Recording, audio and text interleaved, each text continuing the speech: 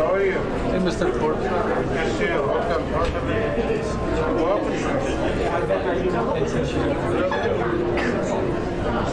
Hey. He replaced us 11 days ago. Ta-da! It's right? Yeah. I'm sorry. So you also feel like it's Yeah. So, you know what? I immediately after the surgery, I felt much better than last week. And of course there's pain when I'm walking up strong. So when I'm walking for a longer time, standing for a longer time, swelling, there is some pain, but nothing. it's like Oh yes, running. So I went to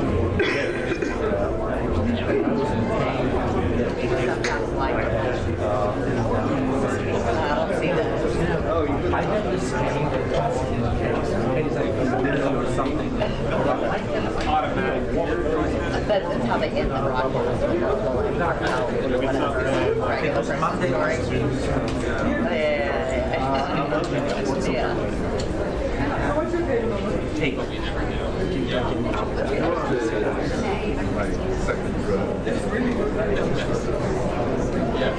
Well, I was the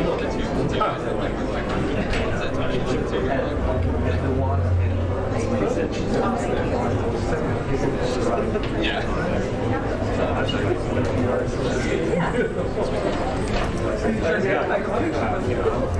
so she was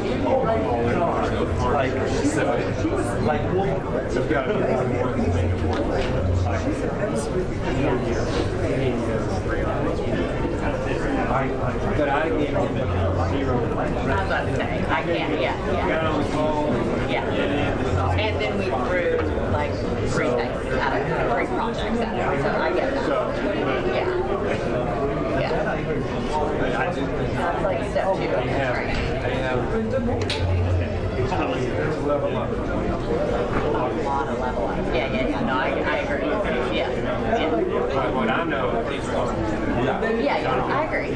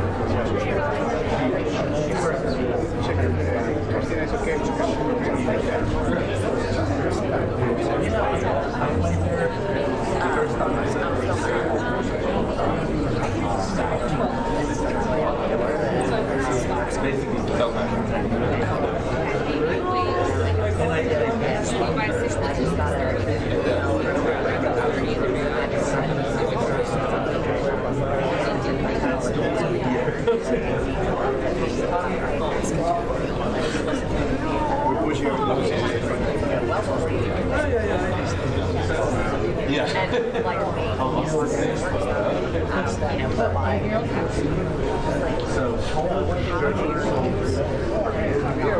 Very excited about okay, he already complained to Jay. A memo. Check the thing. I mean, just the meeting. Say this is coming to someone to just think about that. So just to give you a heads up, that's what it's coming. Hi, how are you? Nice to see you. Yeah.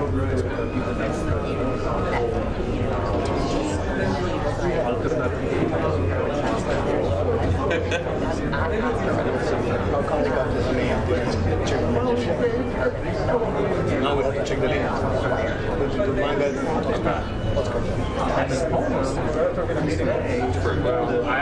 She said it's just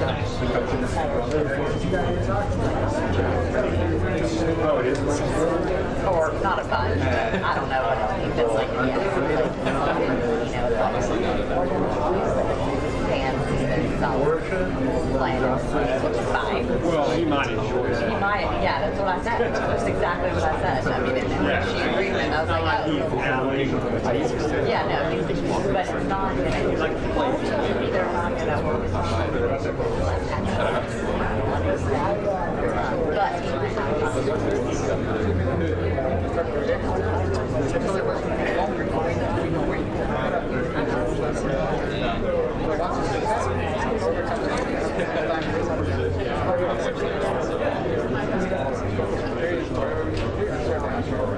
How we doing? Good to see you. Good to see you. Hopefully you're going to stay this time.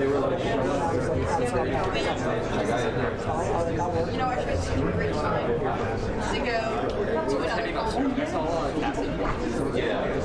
127. Oh yeah, no, I saw. Sorry, I saw. So,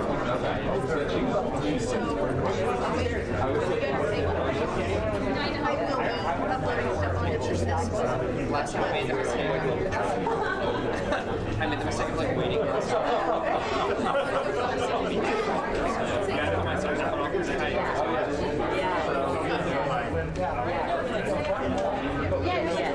Yeah, just as a number.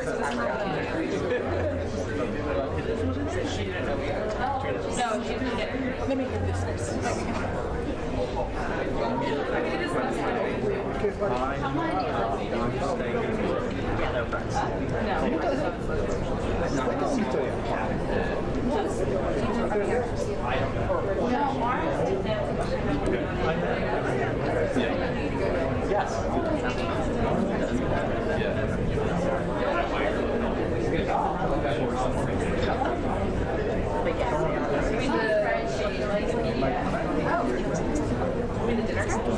Yeah, but I see that.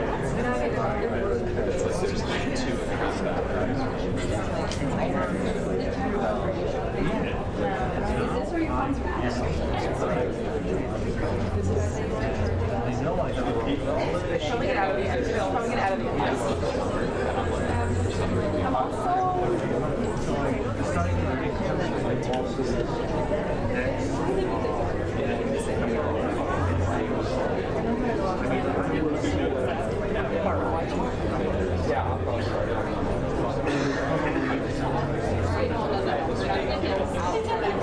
I'm curious. It's not going to be like any well, did you read the description? Yeah,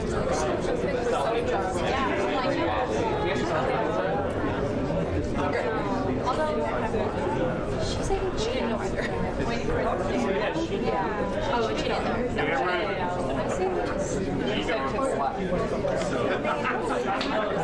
No, but it's just the numbers, and that's the problem. It would help if we had the number. Right. My friend just sniped me.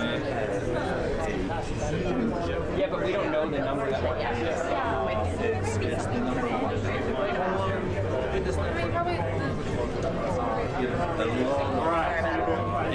Commercial, but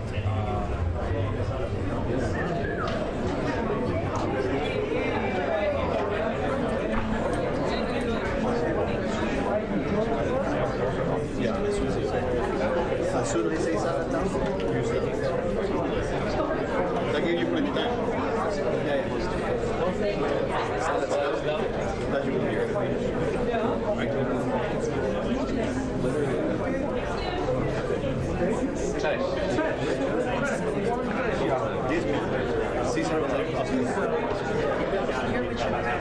All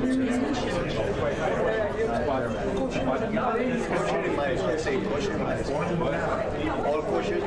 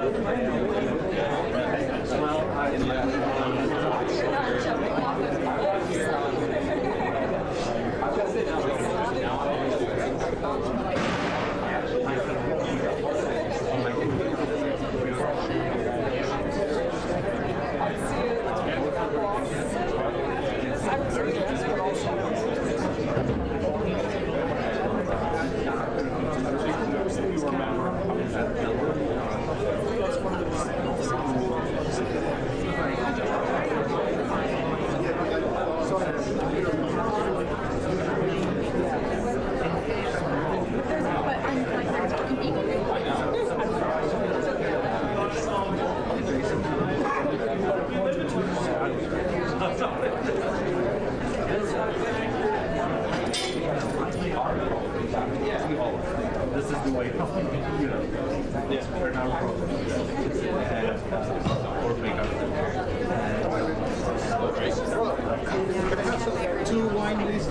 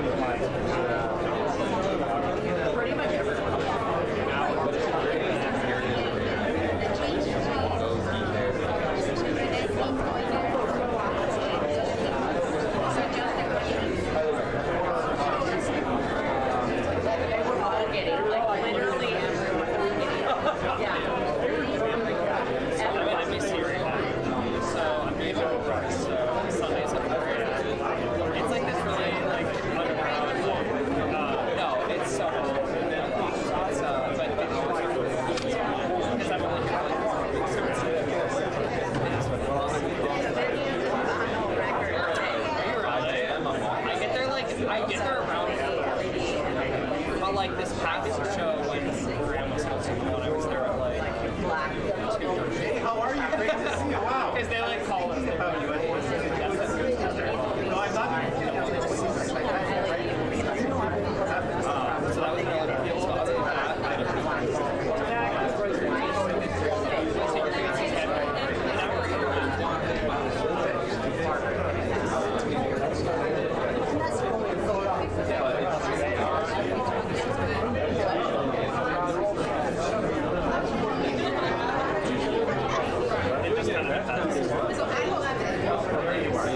so they tell you well in advance. Are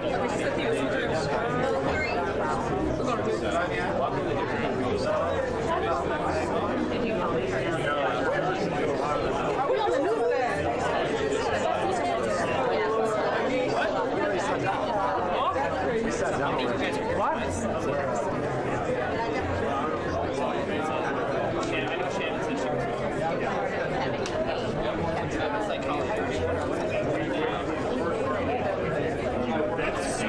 Like I didn't realize when I walked in.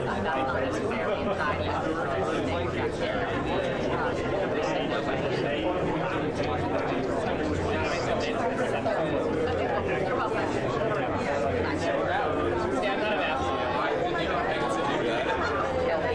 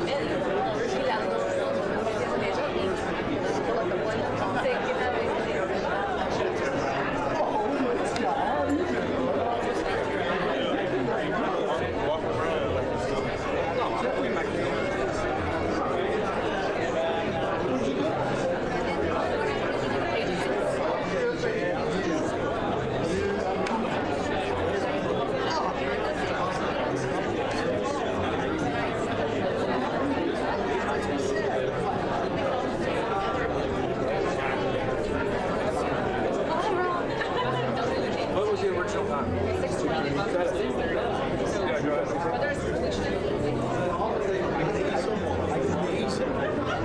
there's yeah, 6:30 is pretty good. How long is it going to take it to get done? Yeah, as long as I'm 6:30, yeah.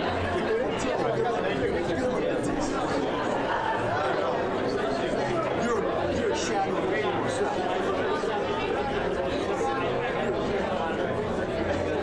Well, about that. All right, well.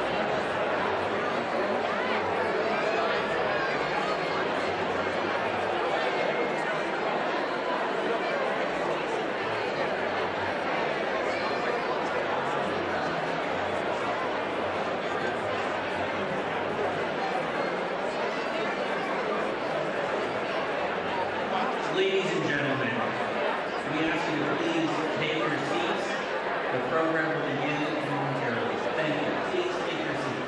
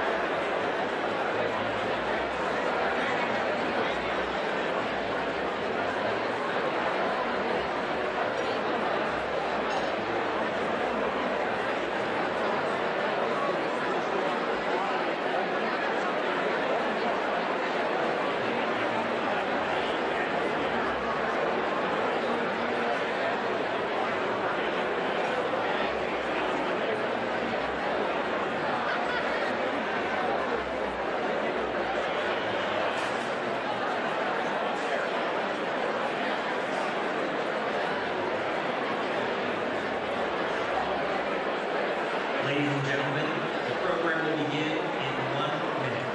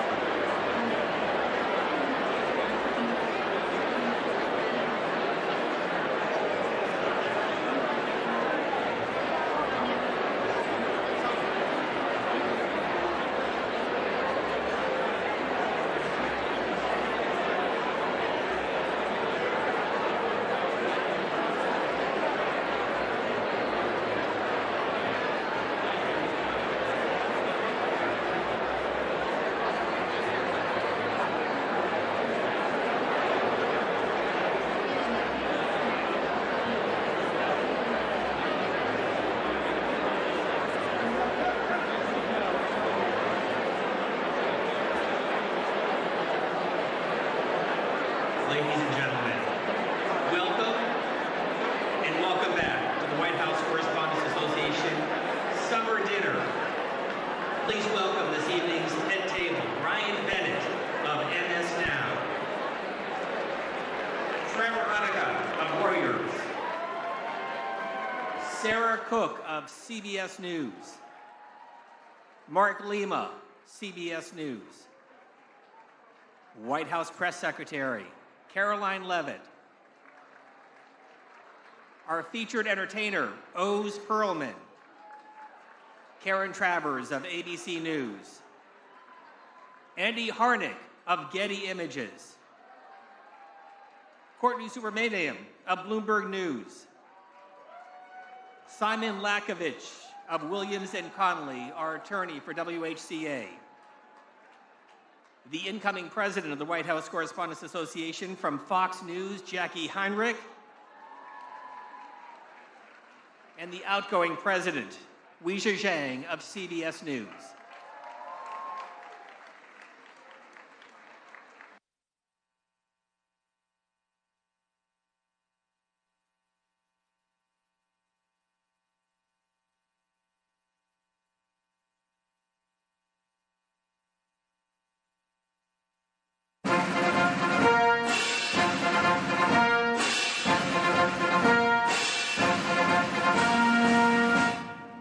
Ladies and gentlemen, the 45th and 47th President of the United States, Donald J. Trump.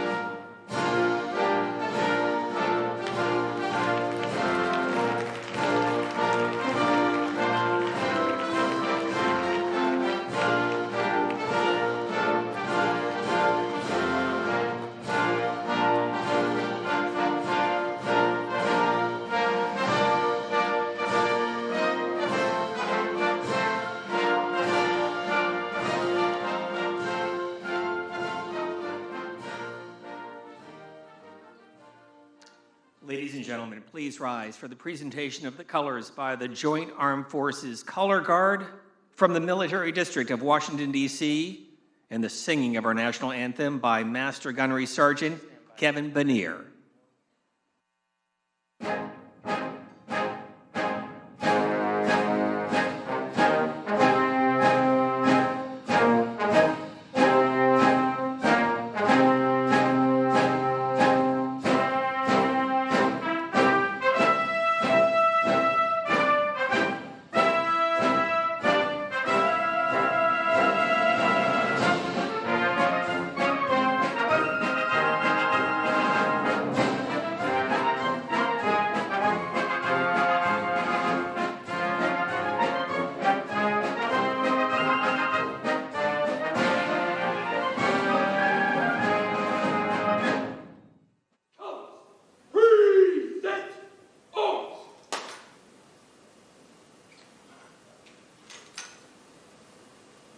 Oh, say, can you see by the dawn's early light what so proudly we hailed at the twilight's last gleaming, whose broad stripes and bright stars through the perilous fight o'er the ramparts we watched were so gallantly streaming, and the rocket's red glare, the bombs bursting in air, gave proof to the night that our flag was still there. Oh, say, does that star-spangled banner yet wave o'er the land of the free and the home of the brave?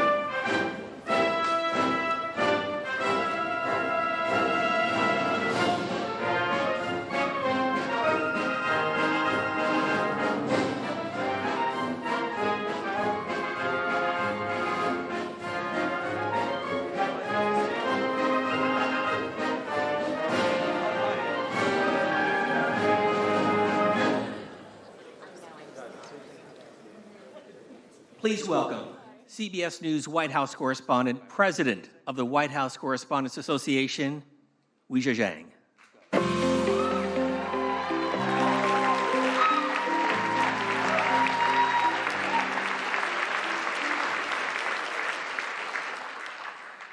Good evening, everybody. Let's try this again. Because one thing about this press corps is we always have a follow-up. Welcome to the 2026 White House Correspondents Dinner, a tradition spanning more than a century and one we are especially proud to continue tonight. President Trump, thank you. Thank you for being here again. Thank you for all your support as we reschedule this dinner. White House Press Secretary Caroline Leavitt and your team, thank you too. Cabinet members, members of Congress, distinguished guests, welcome. And of course, WHCA members, thank you. Many of you were also with us in April. You came as guests, but within moments, you went to work. Please sit. You shifted into reporters, taking notes, capturing video, streaming live, even as uncertainty and anxiety filled the room. Law enforcement ran toward danger. Administration officials met backstage to gather facts. And Mr. President, you went straight to the podium in the White House briefing room to answer questions from journalists, all of us still in our gowns and tuxedos. That night will go down in history, and so will our response. During that news conference, President Trump said the ballroom was totally unified and that it was a very beautiful thing to see. 3 months later, it still is. Whatever may divide us, we stand together against political violence.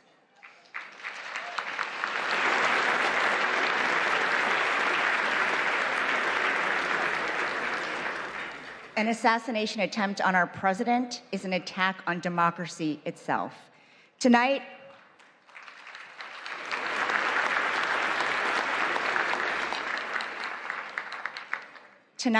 our message is this: we are back. We will not be intimidated. We refuse to let an act of violence have the final word.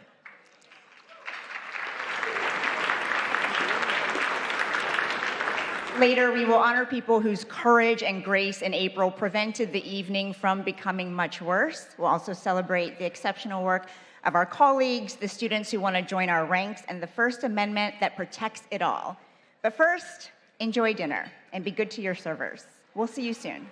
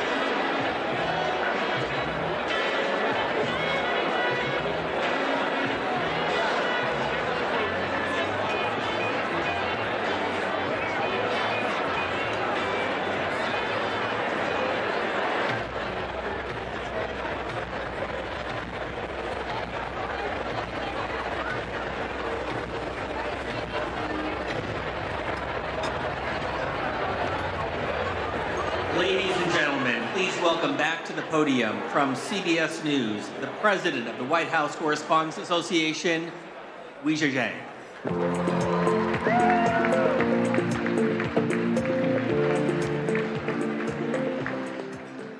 Welcome back to the 2026 White House Correspondents Dinner. I hope everyone enjoyed their meal. Since Calvin Coolidge became the first president to attend this event in 1924, nearly every sitting president has joined us at some point in their term. The tradition is rooted in a simple principle, that a president and the press corps that covers him can share a meal and even a joke. This dinner has never lacked for opinions. I know everyone has a lot of feelings about it, even under normal circumstances, and people ask, should it still exist? But every year, we pack the room. In fact, we just did it twice.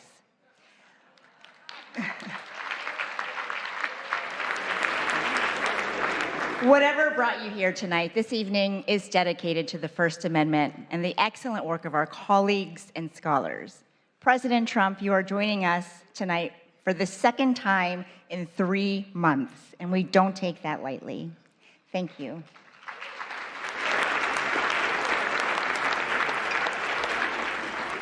Thank you again to Press Secretary Caroline Leavitt and the White House press team. Thanks to the relentless WHCA board members, our executive director, Steve Thoma, and our general counsel, Simon Lakovich, for your hard work and friendship. I have to say thank you again to my CBS News family for enduring a second round of dinner planning. And of course, my family, I love you so much. Our entertainer, mentalist, Oz Perlman, is also back with us. Thank you, Oz. For the record, he did guess Caroline's baby's name right last time, and we can't wait to see what you reveal. But you can skip the part where you guess the president's phone number because half the reporters in this room already have it. Finally, on behalf of the White House Correspondents Association, I also want to thank supporters from around the world, across the political spectrum, who sent well wishes after a shooting interrupted our event in April. Many of you are joining us on live stream, and C-SPAN is the crew as it was that night. Photographers and technicians were under the stairs where the shooter was, but they never stopped rolling their cameras and transmitting live footage despite the circumstances. Thank you.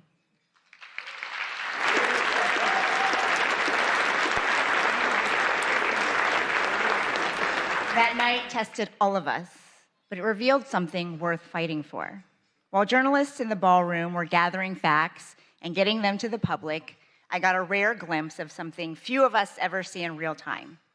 In a holding room, President Trump was huddled with members of his cabinet, asking questions, finding the best way to share the answers with everyone, which is our job description too. I keep coming back to that split screen, not because it was dramatic, but because it quietly proved no matter how complicated or tense the relationship is between the press and the presidency, what we share is far more important than anything else. And that is our duty to serve the American people.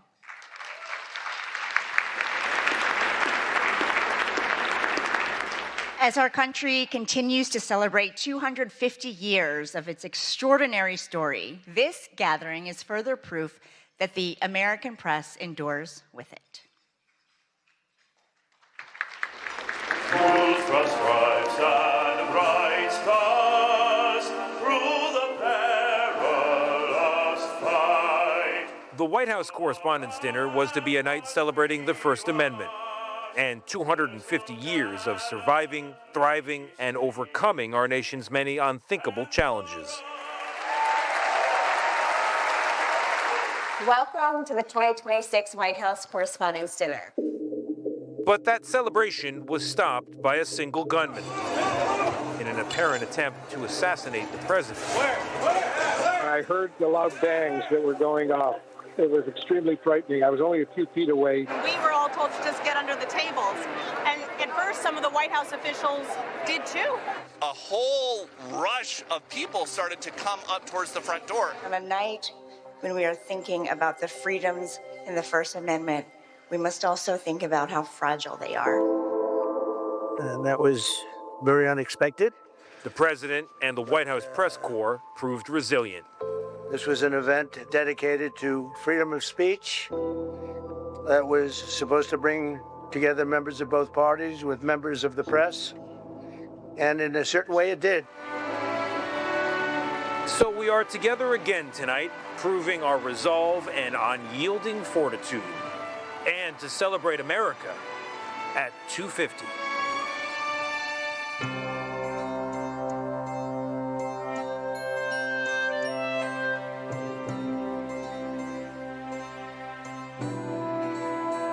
Hello from 1789. I'm James Madison. Yes, that James Madison. I wrote the First Amendment. At the time, we worried a king might control the press. Turns out you're now worried.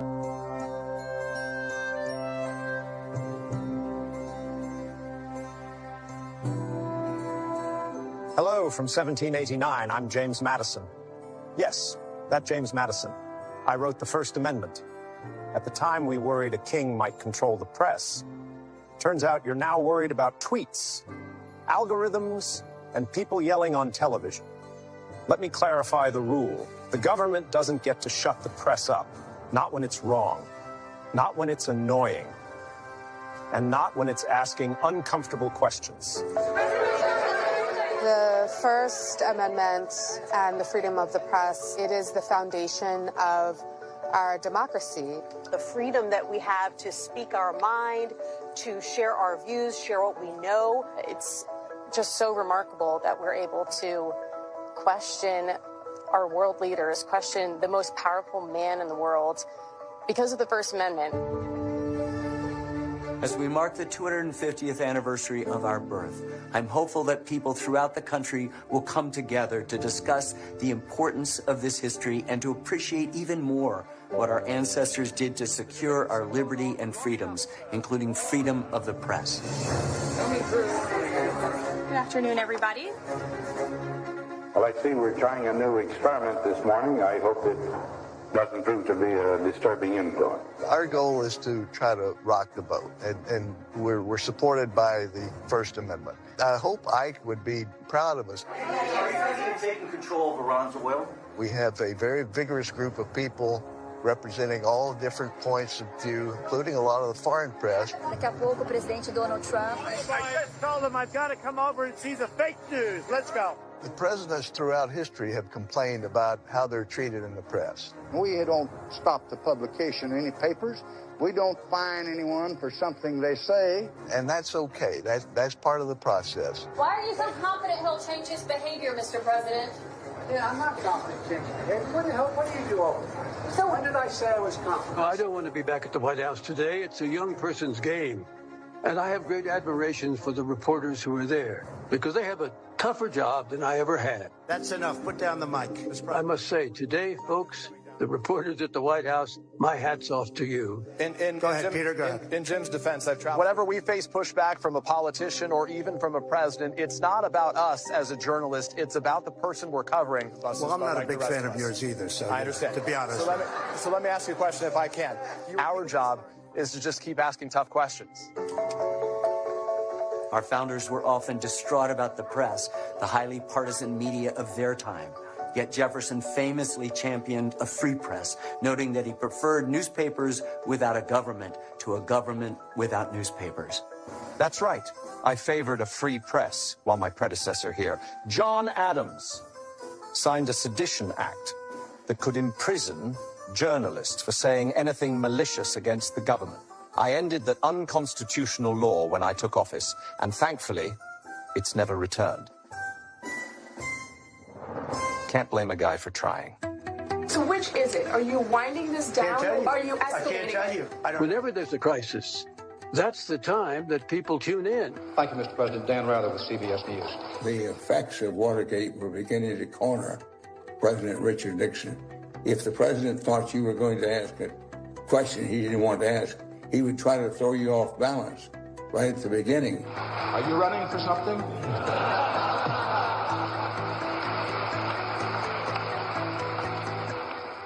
No, sir, Mr. President, are you? Mr. President, in talking about the continuing recession tonight, you have blamed mistakes of the past, and you blamed the Congress. Does any of the blame belong to you? Yes, because for many years I was a Democrat. Why did you really want to go to war? When we push them to answer questions on the record, they have an opportunity to explain their reasoning, explain their thinking, explain their goals. Can you tell the country, sir, why you are content with all the fanfare around this deal to leave the conscience of this nation, the strength of this nation unaccounted for in relation to these 4 Americans? The notion that I'm content, Major, that's nonsense. And you should know better. Well, everybody, have a good trip. Well, you can't fall asleep on Air Force One because you never know when the president's going to come back and take questions. It's going to be a very long trip, right? Dan Compton, who's been with the president all day, is on the phone from Nebraska. On 9/11, I was part of that small travel pool that the White House agreed to take on what was a 10-hour odyssey. The president might be a target as well, and that is why he has come to as secure a place as he could.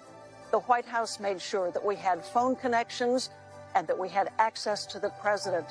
It worked exactly the way it should.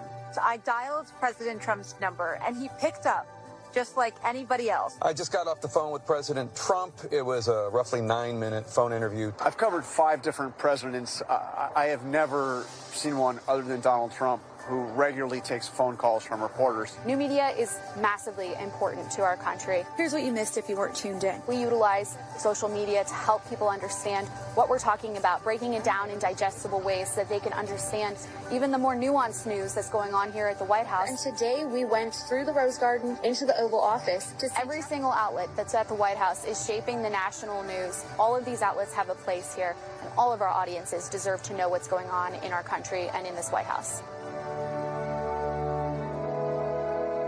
I don't think it's unusual for a president to be criticized. That seems to be one of the things that go with the job. As we look back over history, almost without exception, the better presidents at the end of their term have actually thanked the press in the spirit of, you had your job to do, I had my job to do, and that's the way the country goes together. Truth be told, in the greater scheme of things, you are, I hesitate to say this, more essential to that common pursuit than I am. And that's why freedom of the press is and must always be above politics. My friends say, what is it like to deal with the press corps? I said, these are just people that are trying to do the best they possibly can. You're not supposed to be sycophants. You're supposed to be skeptics. You're supposed to ask me tough questions and make sure that we are accountable to the people who sent us here. And you have done that.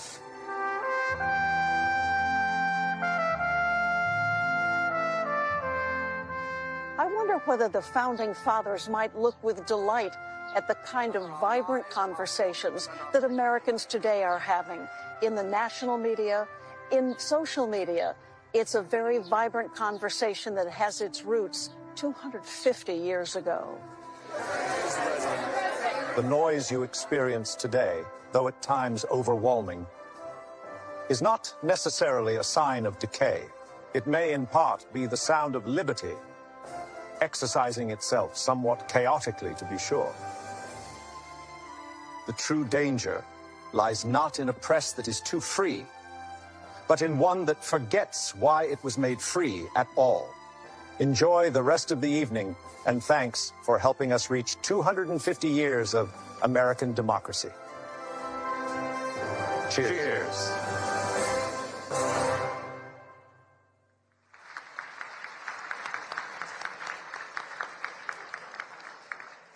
Thank you, founders.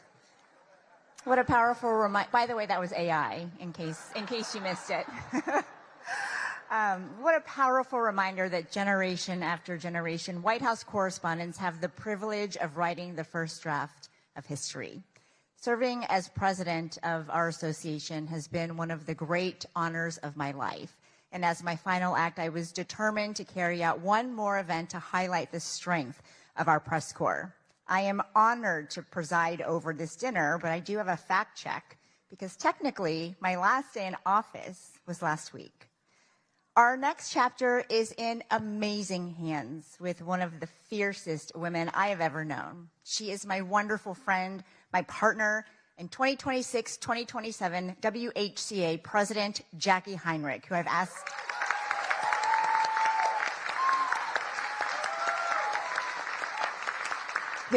asked to help present two very special awards. Jackie.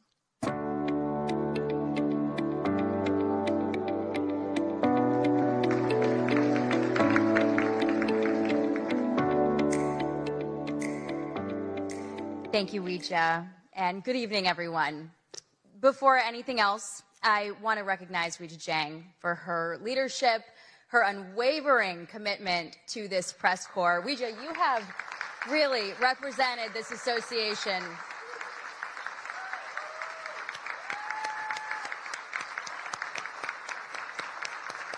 with such professionalism. There we go. There we go. Just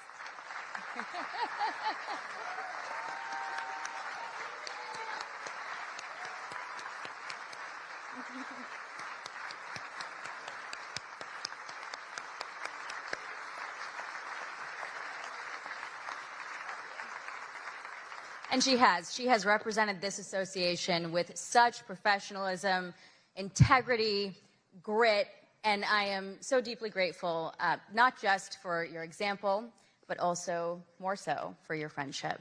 And to our members, I am humbled that you've put your trust in me to lead the White House Correspondents Association for the next year. And I look forward to working alongside all of you as we continue our shared mission, pursuing the facts without fear or favor and exercising the freedoms protected by the First Amendment in service of the American people. The attempt on President Trump's life last April was a sobering reminder that democracy is not immune to violence, and the freedoms that we cherish can never be taken for granted. Political violence must have no home in America.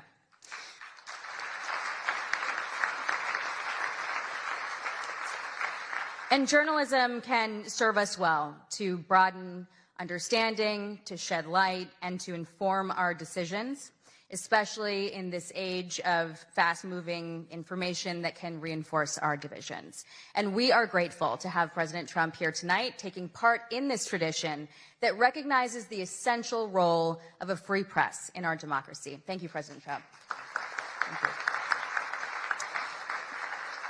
The events of that night also revealed the resilience of this press corps, the all-American sense of resolve that no act of intimidation will silence us, and the endurance of the First Amendment. And we're gathered here tonight because we believe that a free press always finds a way forward. And it is in that spirit that the WHCA Service Award was established to recognize exceptional service to this association, and it is fitting that one of the two awards that we are giving tonight goes to the staff of the Washington Hilton. They are hospitality professionals who always put service first.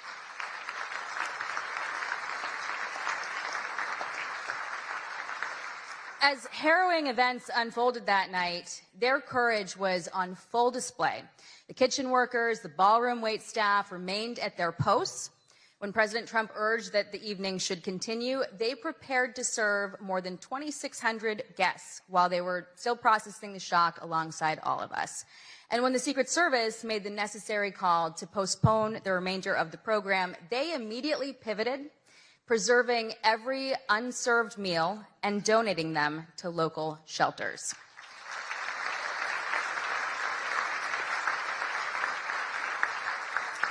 And many of these dedicated professionals have worked dozens of White House Correspondents Dinners since this event first moved to the Washington Hilton in 1968. And 58 years later, we are deeply grateful for their partnership. We are proud of the history that we've built together, and we are excited to return to the Washington Hilton next year, stronger than ever. Please welcome the Washington Hilton's General Manager, Ken Jarka, and Catering Manager, Karen Fiketis, to accept the WHCA President's Award for Exceptional Service on behalf of the entire Washington Hilton team.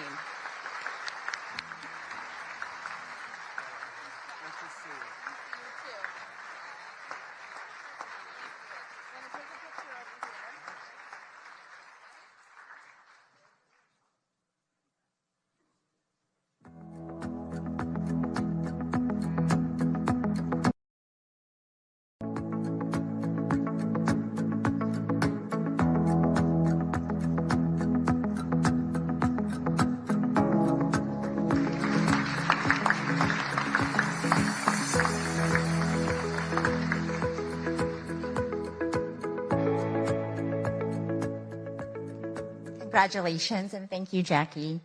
I also want to thank the staff and security team right here at the Waldorf Astoria for putting so much time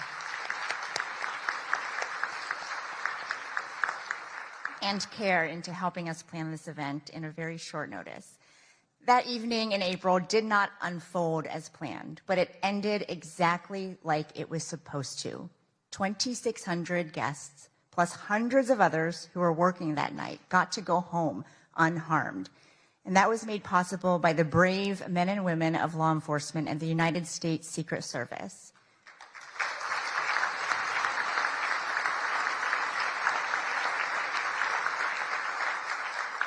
On behalf of every person who was inside that ballroom and every family who got to hear their loved ones say, "Don't worry, I'm okay," we thank you. One officer placed himself directly in harm's way and engaged the armed suspect. Even after gunfire struck his protective vest, he stayed in the fight and the attacker was stopped. I know many of us have wondered, what if he hadn't acted in that exact way? What if he had waited a few more seconds? His courage that night reflects the core values of the Secret Service: duty, justice, courage, honesty, and loyalty, and as a commitment to safeguarding his country and community. They also shaped his career first as an infantryman and section leader in the United States Marine Corps, and since 2022 as an officer of the Secret Service, protecting the White House complex and our nation's leaders. Ladies and gentlemen, it is my honor to present the WHCA President's Award for Exceptional Service to Officer Victor Gonzalez of the United States Secret Service.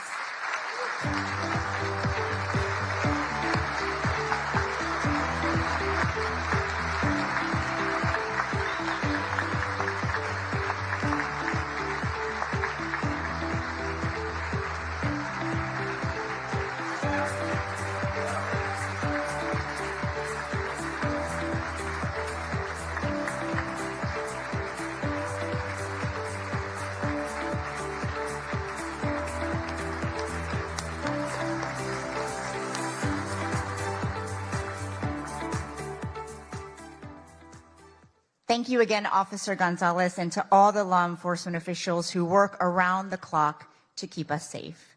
Democracy is defended in many ways, sometimes with a badge, sometimes with a notebook and a deadline.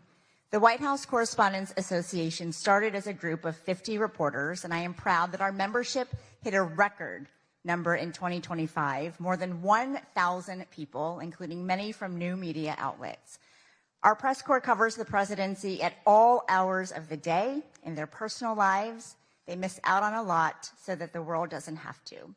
If you're a past WHCA president here tonight, please stand.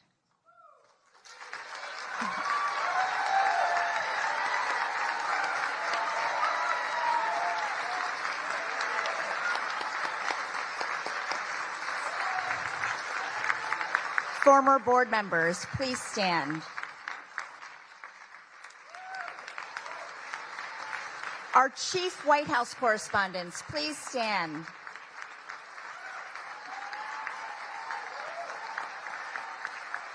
All current White House correspondents, reporters, producers, photographers, visual and audio journalists, please stand.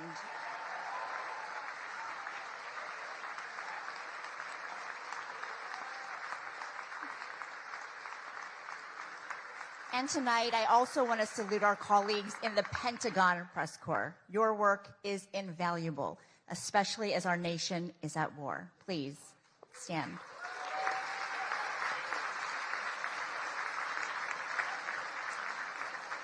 And now we turn our attention to future White House correspondents, our incredible scholarship award winners. Please welcome our Scholarship Committee Chair, who also serves as the WHCA Secretary, Brian Bennett of MS Now.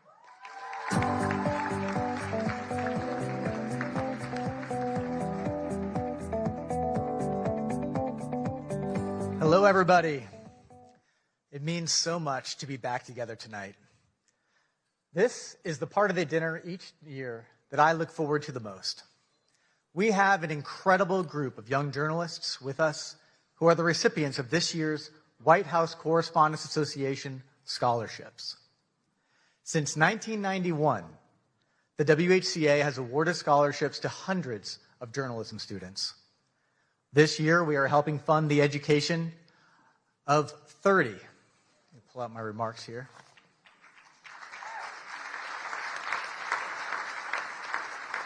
30 students from 16 colleges and universities. They are from schools all over the country: Arizona, California, Illinois, Iowa, Maryland, Missouri, New Jersey, New York, Ohio, Puerto Rico, Tennessee, Virginia, Washington, D.C. We have important partners who extend the reach of our giving, and you all are a part of that. The WHCA and our partners went to great lengths to make sure as many of our scholars as possible could be here tonight with us. And I'm happy to say that 26 out of the 30 of them were able to return for the second dinner.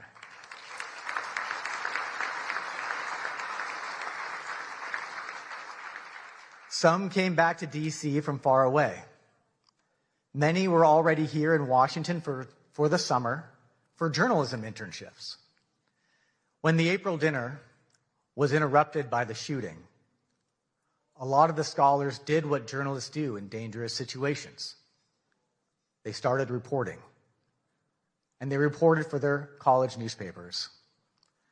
They are already showing their commitment to the work that we are all here to celebrate. Our dinner is the primary fundraiser for our association and our scholarships, and because of that generosity, we were able to increase the amount of several scholarships this year. Thank you for being a part of this and supporting this work. And we also want to say thanks to the America 250 Commission for your generous donation to our scholarship fund. The scholars not only receive financial help to pay for school. Earlier this year, they had a tour of the White House, and they met with White House officials. They spent an afternoon with dozens of senior journalists who cover the White House, and they were paired with mentors, working journalists from the White House Correspondents Association, who make a year-long commitment to offer advice and encouragement. We all had people along the way who helped make us better. And the WHCA Scholarship Program is a way that our association gives back and helps strengthen a new generation of journalists. Because of the commitment and your support, past WHCA scholarship recipients are now doing amazing things in journalism. We tracked some of them down to tell us about their work today.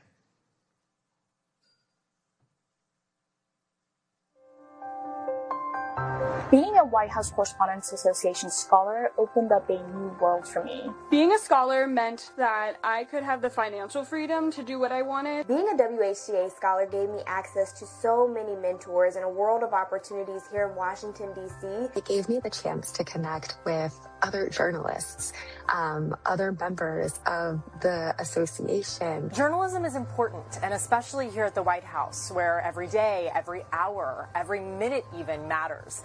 The decisions that are made here impact people across the country and around the world. The idea that you get to be a part of the first draft of history, it all is extremely inspiring and drives me as a journalist. There are so many pinch me moments covering the White House, watching world leaders arrive here, walking into the press briefing room, getting to see Marine One land on the South Lawn, and getting to ask the President of the United States a question directly. Being selected as a White House Correspondents Association scholar has played a huge role in my career. I was there as President Biden gave a toast to the freedom of the press, and also as Kim Kardashian strutted across the runway and posed for pictures among a room full of talented journalists. The stars, the outfits, the photographs. And I remember, too, that was the year that Brittany Griner had just returned home. And so being able to see her was really emotional. I was also inspired looking around at all the different scholars and how excited they were. And I think their excitement influenced my excitement about it. And it really was an eye-opening experience about just how important this role is. This White House press corps is not a mythical world. It exists, and it is something that I can aspire to be a part of. And I owe a lot of credit to the WHCA for getting me here. So many journalists involved in this organization were willing to chat with me, to invest in me. And it's a cycle because of what they were able to pass on. I hope that I can play a role in doing that for the next generation as well.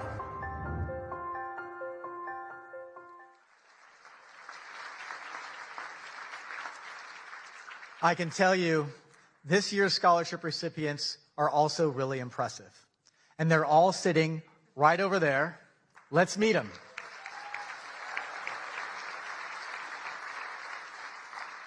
Please stand as I read your name. From American University, Louisa Clausen. From Arizona State University, George Headley, Elisa Horton, and Kyle Sakinski. From Hampton University, Kristen Fluellen and Jade Abubakar. From Howard University, Tatiana Allen and Madison Maynard and Sanyu Lokoma. From Iowa State University, Eric Anderson. From Northwestern University, Jacques Aburizik, Caitlin Bender-Thomas, Samantha Freeman. From Iowa University, Nyla Gilbert, Aidan Ryan, Emily Stokes. From Princeton University, Ina Marcia. From Sagrado Corazon University in Puerto Rico, Iana Sotovalle. From Syracuse University, Ben Bassick. From the University of California, Berkeley, Hae-Yoon Cho. From the University of Kansas, Julia Hansen. From the University of Maryland, Laura Charleston, Lillian Gray, Dana Matthews, Ashley Nera.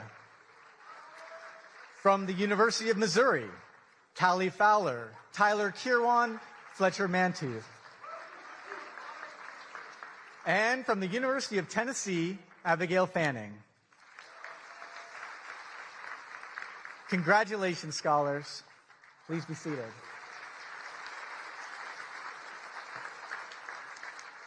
There's one more scholarship that requires special attention. This year, we've added a new scholarship at New York University that has been named in honor of the legendary CBS News White House correspondent, Mark Knoller.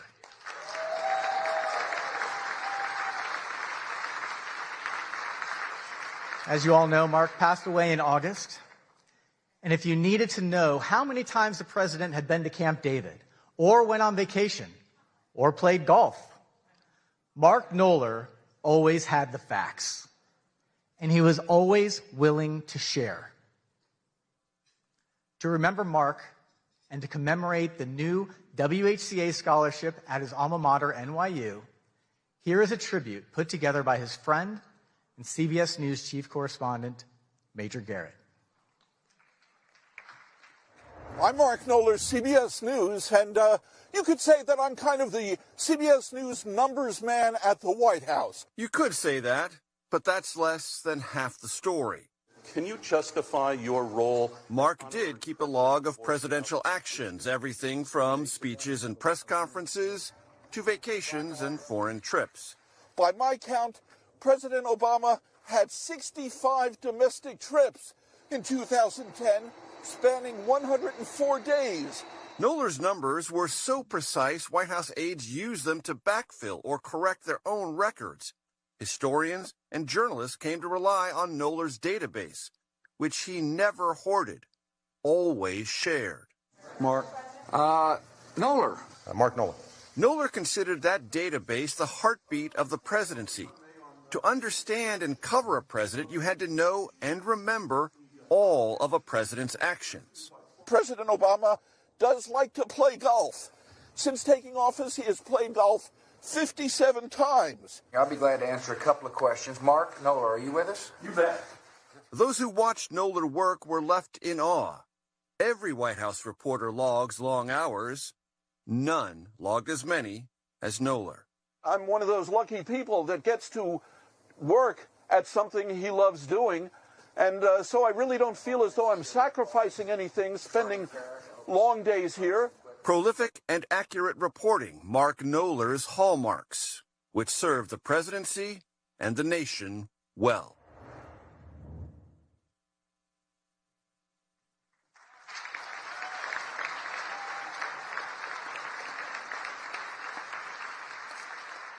We are honored to be able to add a new scholarship in Mark's name in partnership with NYU's Arthur L. Clarke Journalism Institute. And even more happy to announce that the first recipient of the Mark Knoller Scholarship is Avril Silva. Please stand, Avril.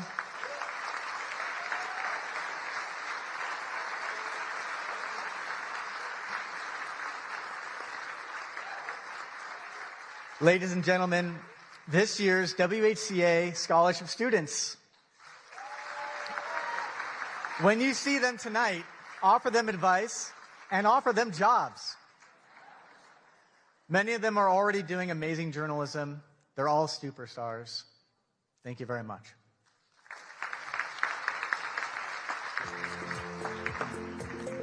Please welcome the chief correspondent for ABC News, the co-anchor of ABC's This Week, and a former president of the White House Correspondents Association, Jonathan Karl. Not quite yet, actually. Sorry about that, John. You're gonna have to wait a second. We have a lot to celebrate this evening, everyone. We want to give a special thanks to those who value the work that we do, the freedoms that we stand for, including Paramount, the Emerson Collective, and the Knight Foundation. All of them made donations to the WHCA after our April dinner was interrupted. And it is, by the way, our one fundraiser of the year. Their support will help our scholarship programs and our general operations in the next year. Thank you all very much.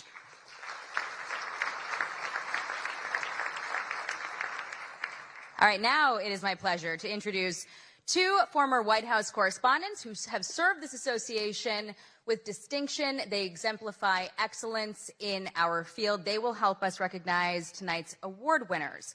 Jonathan Karl is the chief Washington correspondent for ABC News. He is the co-anchor of This Week, and he is a former president of the WHCA. He's got over 3 decades of experience in Washington. He's covered 4 presidents, 14 press secretaries, and just about every major beat in the city. And through it, he has earned many of journalism's highest honors, including some of the very awards that we are presenting tonight. But first, to recognize our journalism awards, we have one of the country's defining voices with us tonight, Wolf Blitzer.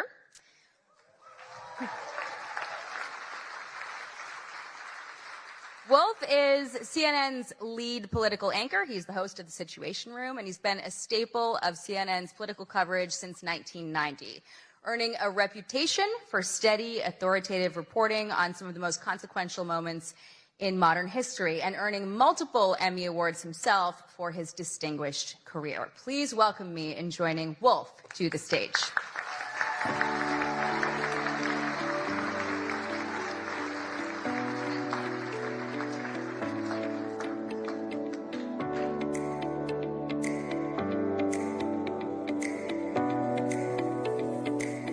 I'm standing up. Thank you very much for that really nice introduction. I'm so grateful. I'm so honored to be with all of you this evening. Each year, a panel of independent judges review dozens of entries for the 5 major WHCA Journalism Awards. And it's my honor tonight to announce this year's winners. And I'd like to point out that this is really a special night for me. I don't know if many of you were at the first White House Correspondents Association dinner in April, but for me, it was very memorable indeed. And I can report this time, after the first course, I did not go to the men's room.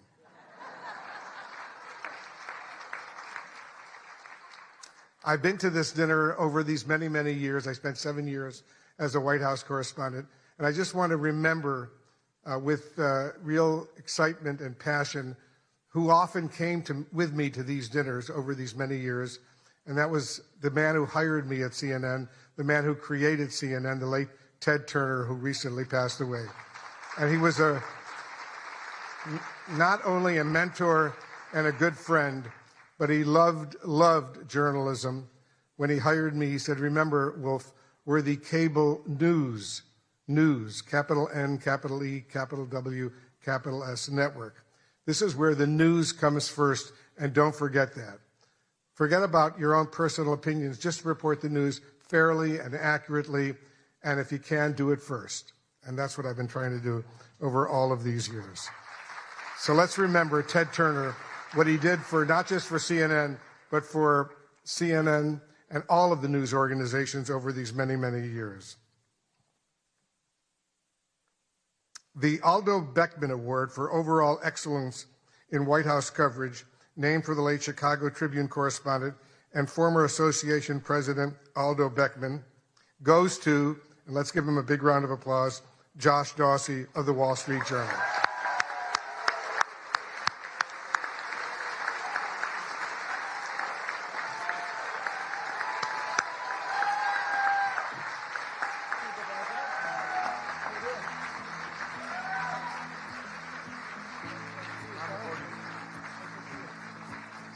The judges said Josh Dawsey shows us how power works inside the presidency.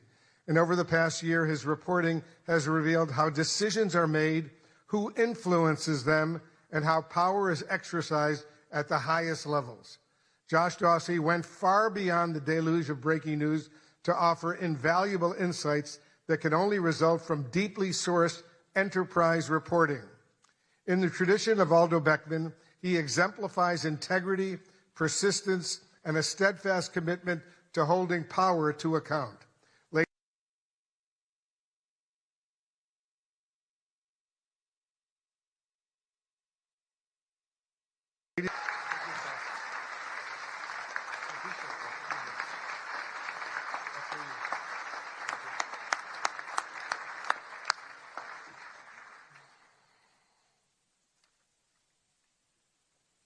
Let's continue with the awards. Thank you.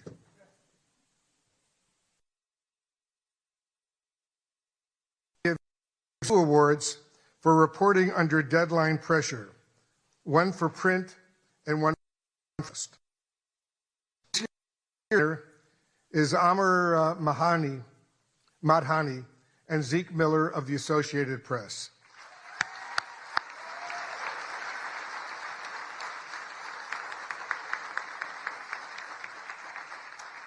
When sources leaked that Trump administration officials were attempting to purge the National Security Council of staff deemed not sufficiently aligned with the president's agenda, Madhani and Miller quickly moved to verify the claim.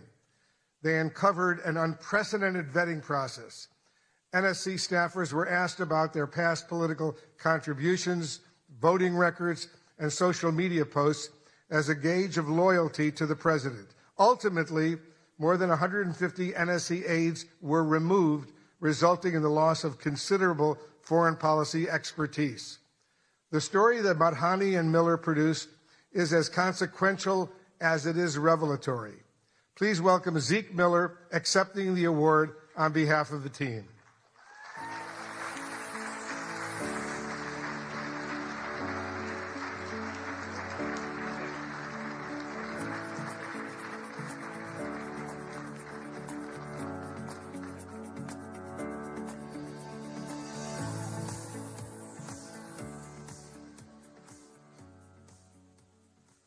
Now the Broadcast Award for Excellence Under Deadline Pressure. And this year's winner is my colleague and very good friend, Caitlin Collins of CNN.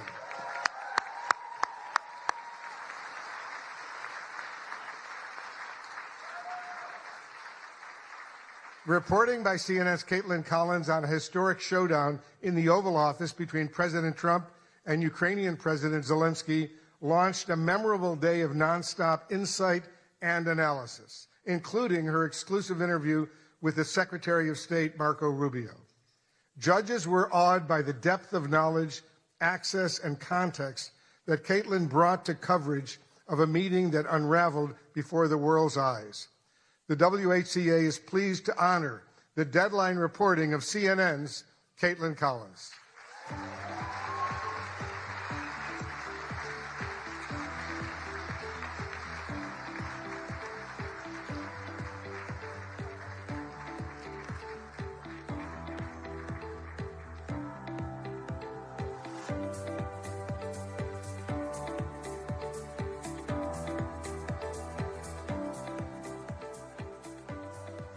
Let's give Caitlin another big round of applause.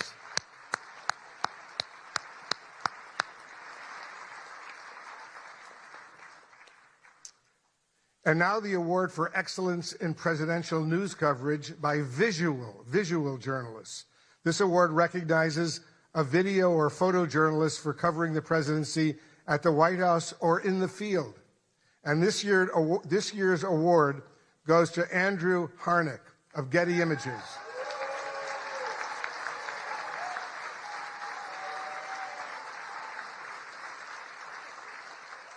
He captured the moment an Oval Office visitor collapsed during an event. And from the judges, they say this: through sharp timing, layered composition, and visual irony, this photograph expertly documents a true split-screen moment in real time. The president's orientation and posture inadvertently echo the statue to his right, while the other half of the frame is defined by movement. A truly striking image of contrast, skillfully captured in a chaotic moment. Please join me in congratulating Getty Images photographer Andrew Harnick, who also represents still photographers on the WHCA board.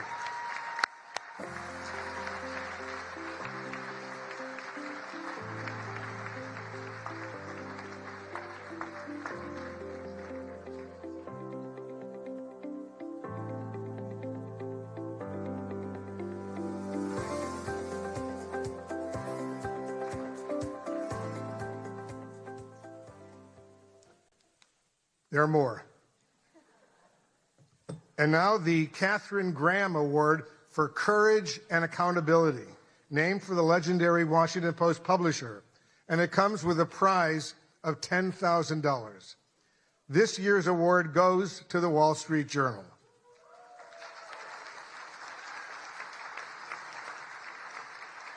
The Journal's courageous reporting on President Trump's past relationship with financier Jeffrey Epstein triggered the release of the so-called Epstein files, thousands of documents that might otherwise have remained hidden from the public. And despite the president's threat of a lawsuit, the Journal published a story about a provocative letter to Epstein bearing President Trump's signature. Trump quickly filed a $20 billion lawsuit against the Journal, revealing reporter Khadija Safdar's home address. Her family had to be relocated. The Journal was kicked off of Air Force One, but the reporters continue to file revelatory stories. Please welcome the winners of the Katharine Graham Award from the Wall Street Journal: Khadija Safdar, Sadie Gurman, Annie Linsky, Josh Dawsey again, Alex Leary, Rebecca Ballhaus, and Ryan Barber. Their colleague, Joe Palazzolo, could not attend tonight.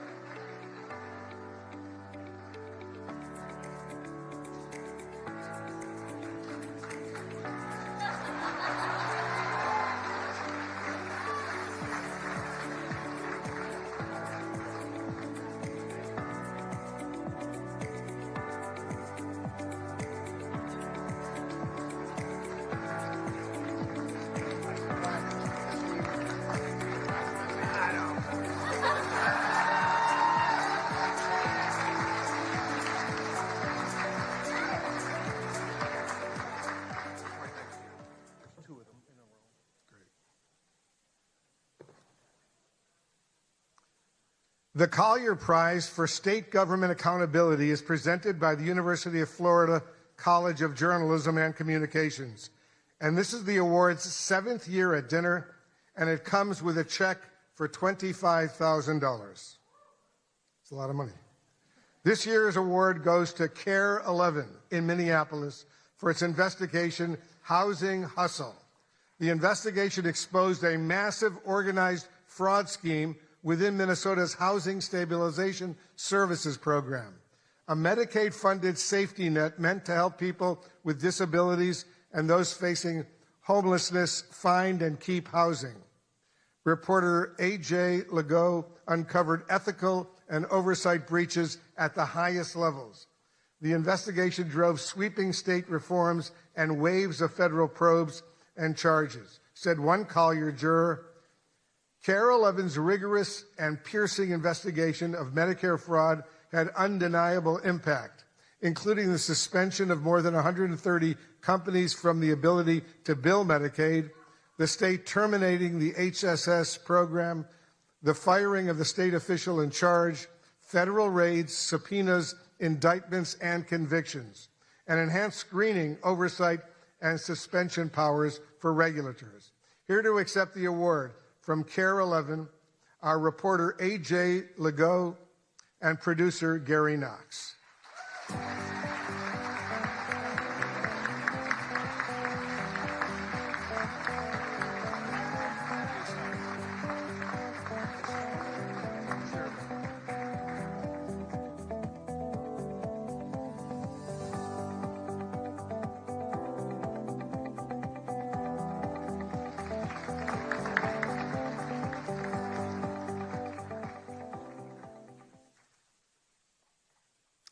The Center for Integrity in News Reporting Award honors the most fair, impartial, objective news reporting by a member of the WHCA that has the courage to not fear and the discipline to not favor. It's sponsored and administered by the Arkansas-based Center for Integrity in News Reporting and comes with a prize of $25,000. The award goes to Tyler Pager of the New York Times. The judges said that in his coverage of the first year of President Trump's second term, Pager demonstrates a disciplined, even-handed approach across a wide range of subjects, including supporters and donors, foreign policy, the Justice Department, and energy. The stories take readers inside consequential presidential decisions while presenting the facts. The work is deeply sourced and carefully verified, reflecting a clear dedication to getting it right without bias. Taken together, this body of work stands as a strong example of fair, impartial, and objective journalism, precisely the standard this award is intended to honor. Let's hear it one more time for this year's winners. Ladies and gentlemen, thank you so much.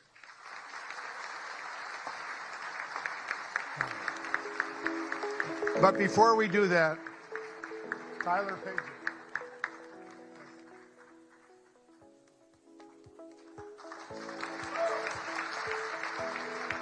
Let's give him another huge round of applause.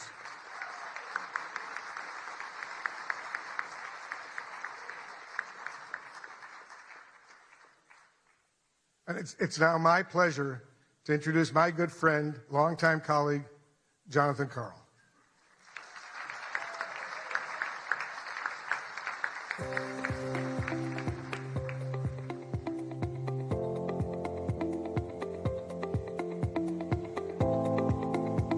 All right, the final award of the evening.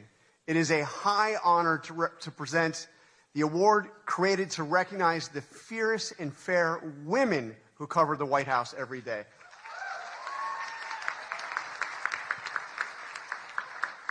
But first, I just want to give a big thank you to Weijia Zhang. Weijia, your leadership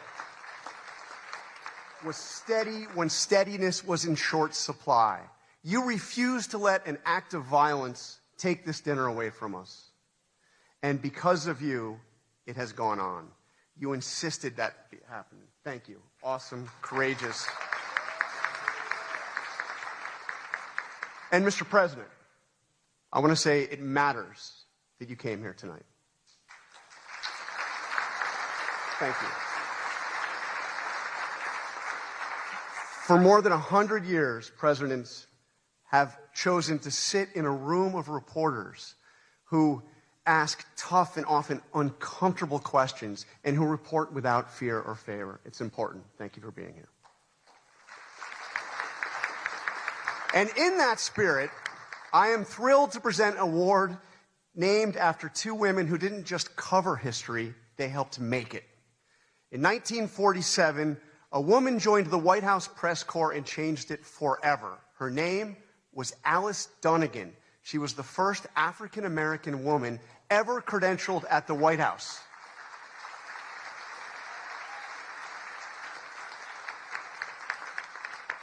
And just a few years later, she was joined by Ethel Payne. And together, they looked the most powerful man in the world in the eye and demanded answers about civil rights for Black Americans.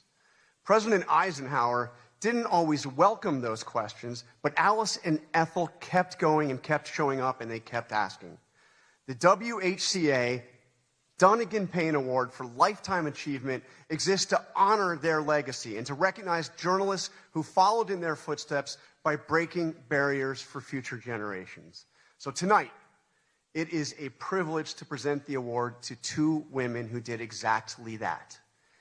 In a field long dominated by men, Melissa Young and Susan Walsh each built extraordinary careers as photojournalists, not by waiting for doors to be open, but by bursting through them again and again for decades. Melissa Young, this one I knew very well, she worked at ABC News for 44 years.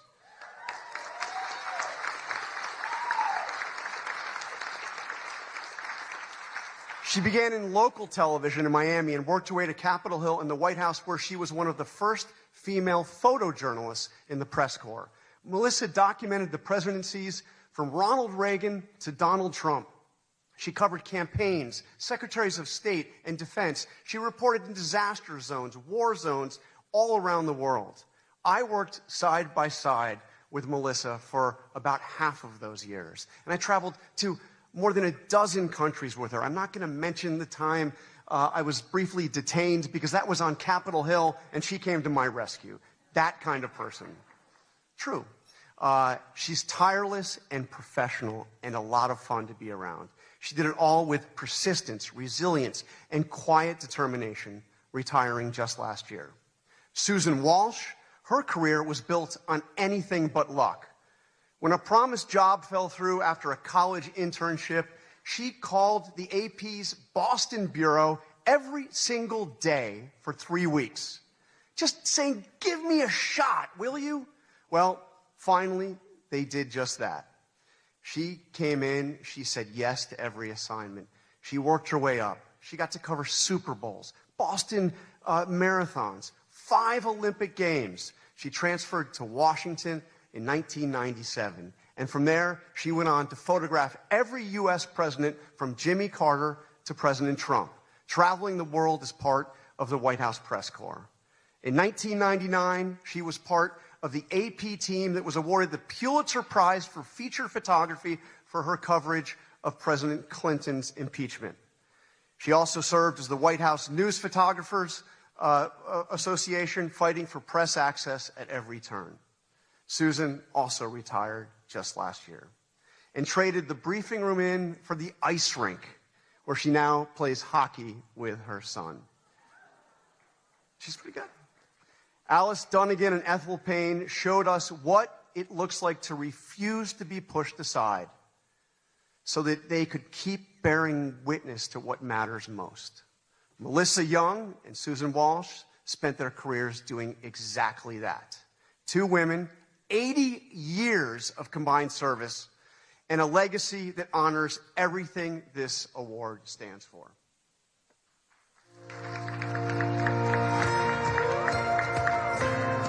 My job gave me purpose. I had a lot of fun.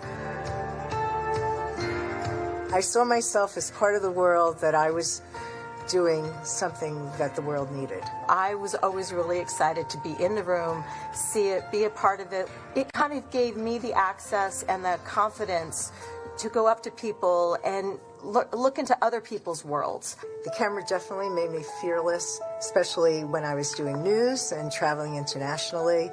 You had to be aggressive, and that's when I had to be someone who I wasn't really sure I recognized all the time.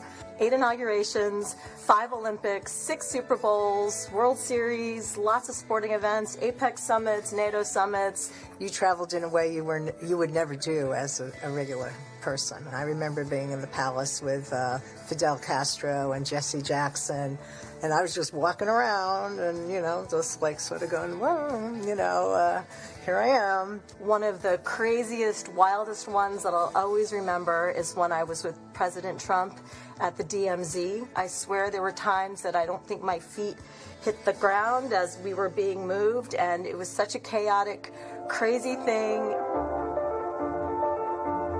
9/11 happened, and that just completely changed my life. That's when different kind of travel started for me. When they asked me to go with President Bush to Iraq, there I was, and an Iraqi journalist stood up in front of me, literally in front of me, and threw a shoe. Secret Service jumped on him. I was right behind him. I remember trying to hold on to my tripod so I can keep shooting. And then when it was finally over, they rushed us into a room to do an interview with the president. I think I started to see that what I did was really important. I was traveling overseas with Jill Biden, and we slowly went into Ukraine, get the picture of First Lady Biden meeting Mrs. Zelensky, and for all of I love you guys, my writer friends, but for all you writer friends who didn't want to give me a spot in the van, my picture ended up on the front page everywhere, and your stories got bumped inside. Sorry. And I hope there are more women that will follow through on this, especially in television, because it really is a great job. It was always such a compliment to be considered one of the boys, one of the guys. And now that I'm older and there's many more women doing this job, I'm like, you know what? We're going to claim our space. You guys can be one of the girls, because we got this. Yeah. We got this.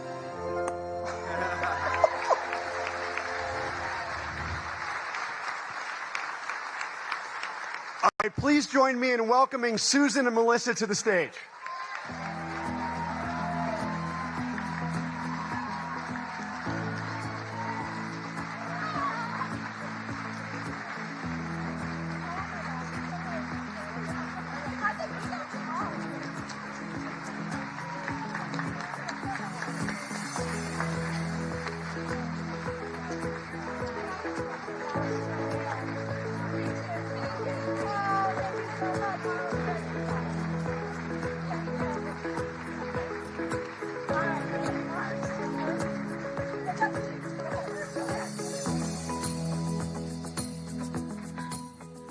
Can I say this is pretty awesome? I spent most of my career down in there, so I thank all the photographers and the photojournalists who had to cover this event.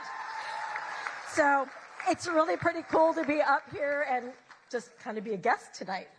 But they were gracious enough to give me an opportunity to say some things, so I'd like to say some things. First, Ouija, Jackie, and the entire Correspondents Board, I just want to thank you guys so much for selecting me this year, me and Melissa. I hope not to get emotional here. This award means like the world to me. I'm such a sucker. Sorry. I got this.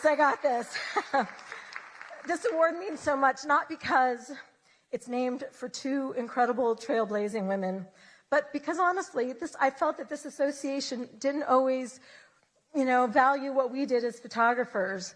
And, there were many times that Melissa and I were the only 2 women in the White House travel pool. And I just have to say, things have changed, and I love it. So there's a whole lot more women out there. So, yeah.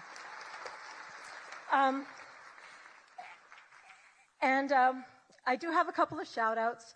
I have to thank the Associated Press for giving a chance. Woo! giving a chance to a young photographer oh so many years ago. I truly hope I made you proud.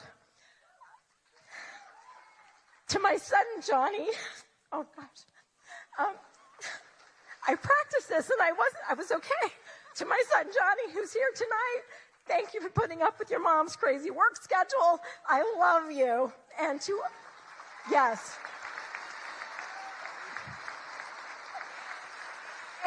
And to all my friends and colleagues that I've traveled the world with, your camaraderie, your support, and most importantly, your laughs have been absolutely the best. And in my retirement, I absolutely miss that the most. So thank you for all of that. And then finally, to all the journalists out there who are working incredibly hard to report the truth, despite access issues, insults, and subpoenas, keep it up. Your work matters, and we need you now more than ever. Thank you so much for all you do.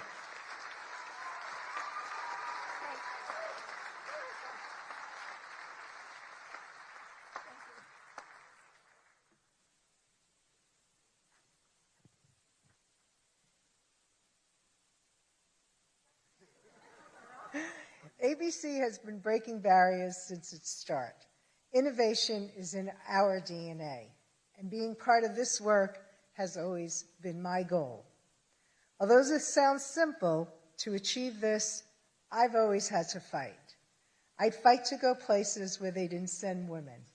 I'd fight to disasters in war zones. I'd fight to be part of the White House travel pool, covering 7 presidents. I'd fight to do an Oval Office address. And on a personal level, I'd fight to have a family while keeping my 24/7 job. Thank you to the White House Correspondents Association for recognizing me, the first female broadcast camera person for this honor. I am so proud to receive this award for a lifetime of breaking barriers. I've been fighting for 44 years to be the best at capturing all the action at the White House since Ronald Reagan. My advice, keep up the good fight and tear down those walls. Thank you.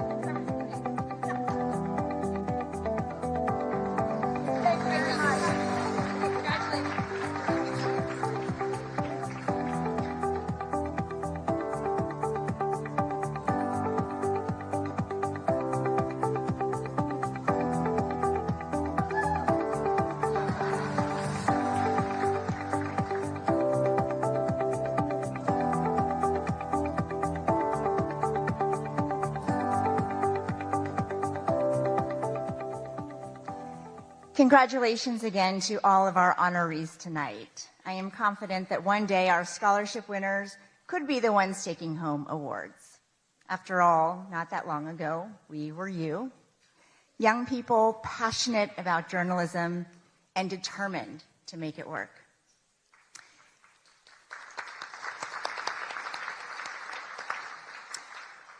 I've been thinking a lot about my own journey to this podium tonight.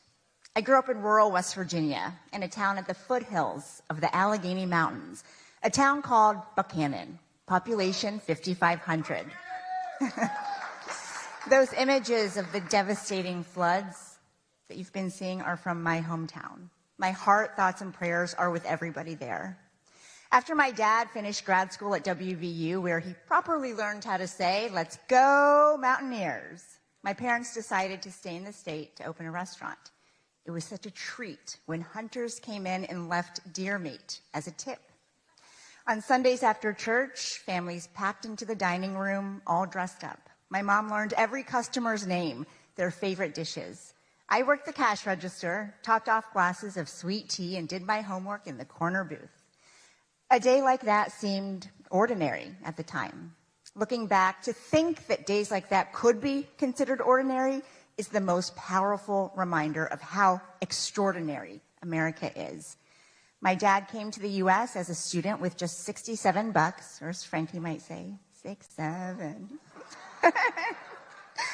My mom holding a small suitcase in one hand and a toddler, me, with the other. Yet they built a new life, a successful business, and a real future. Our Chinese restaurant was the first in my town. Of those 5,500 residents, the Chinese American population of Buchanan was 3. My mom, my dad, and me. Growing up there was not always easy. Most folks had never laid eyes on people who looked like my family. But far more often than not, the community was welcoming and generous. Turns out deer meat is great in a stir fry. In Mandarin, the word for America is 美国. It literally means beautiful country, and I love that. America the Beautiful was never only about her landscapes or landmarks. It has always been about the promise that no matter where you come from, you get a shot at chasing your dreams. My dreams began right there in that family restaurant. A small TV in the back was often turned to the news, my dad's go-to for learning more English. In the middle of dinner service, it was the CBS Evening News, anchored by Dan Rather and Connie Chung. I was hooked. In middle school, I won a contest to be a student reporter for a national news show called Channel 1. And when a local news crew came to cover it, they learned just how big my dreams really were. I hope to be the next Connie Chung and better. That's kind of hard, but that's my goal. And so I'm going to work very hard at trying to be a broadcast journalist.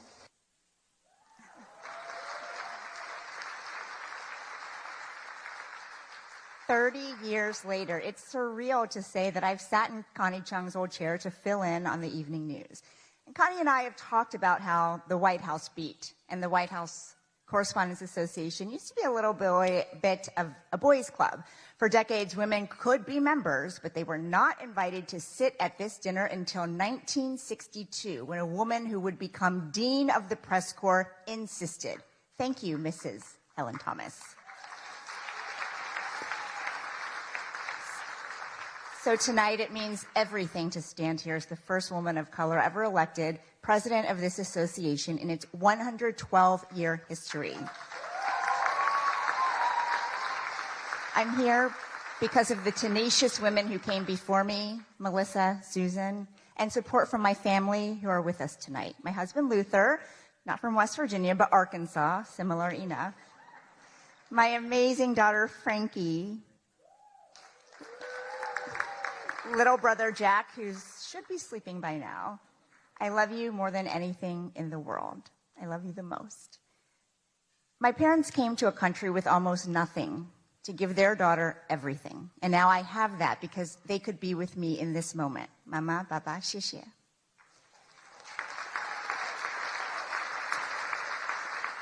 And sitting with them, my middle school video production teacher, Mrs. Diane Williams, who spent countless hours on my submission for that contest that changed my life.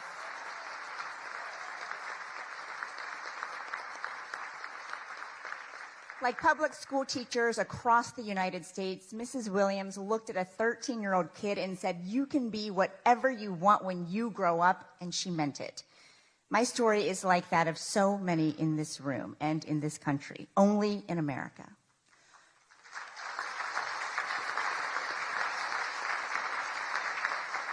Only in America could a little girl born in China and raised in Appalachian coal country make her way to the Oval Office to ask questions of the President of the United States.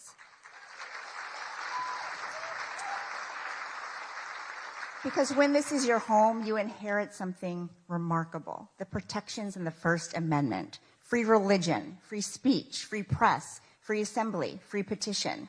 This fundamental right belongs to everyone. And that's exactly who the founders were thinking about when they protected a free press. Everyone. All Americans. They were not thinking about reporters. A free press is not a favor to journalists because we're special. We are not special. But America is. No matter who you are, the freedom to criticize without fear of being destroyed, that's not a bug in our democracy. It's supposed to be the feature. In 1786, writing from Paris, Thomas Jefferson told his friend back in Virginia, "Our liberty depends on the freedom of the press, and that cannot be limited without being lost." 5 years later, that thought was enshrined in the Constitution after Jefferson urged James Madison to include a Bill of Rights. Many founders couldn't stand the press. Some things never change. But they understood if our access is restricted, it's really the people's access to information that is limited. If the media faces government pressure or censorship, it's the people who end up knowing less. That was true then, and it's true now. But having press freedom comes with a tremendous responsibility. We can't demand accountability without practicing it. Criticism of the media can be unfair. It can also be legitimate. We get a lot right, but sometimes we get things wrong. We mistake proximity to power for understanding it. And at times, we get trapped in our own bubbles. There is a difference, though, an existential difference between criticizing the press and trying to undermine it. One is healthy, and it makes all of us better. The other is exactly what the founders hoped to prevent.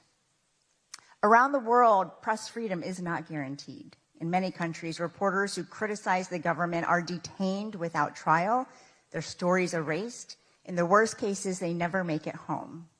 Tonight, we think about all of them, and we think about the protections that set us apart as a nation. Just 20 days ago, America turned 250 years old. The First Amendment is a big part of how she made it this far, and it falls on all of us to make sure it carries her through to the next 250 and beyond. President Trump, I've covered you for a long time, and so have many reporters in this room. When we ask questions, you push back, you give us answers, and we push back. You have always been a deal guy. Well, that's the deal. And the First Amendment is a done deal. And that's what we toast tonight, the freedoms that brought us back together even after they were threatened. So let's raise a glass to what makes ours a beautiful country.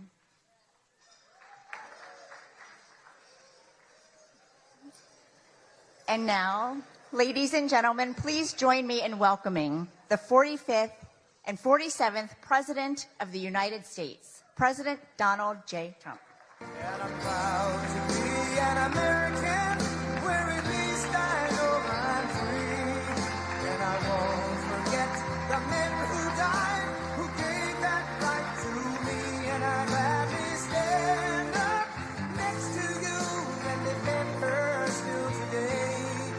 'Cause there ain't no doubt I love this land. God bless the USA. Wow, that was very beautiful, but this has not been an easy evening, all these awards. Do I have a say in those awards, all those awards? But it's great to be back at a place that I know very well because I built it. And I'm very proud of it because I built it for $2.9 billion less than the Federal Reserve building, which is a lot smaller, by the way. Figure that one out. But I am delighted to be here at the White House Correspondents Dinner. Amazing people, a lot of people that I like. Some I don't like at all. But I respect most of them, I must say that. You do a great job, amazing job, and it's an honor.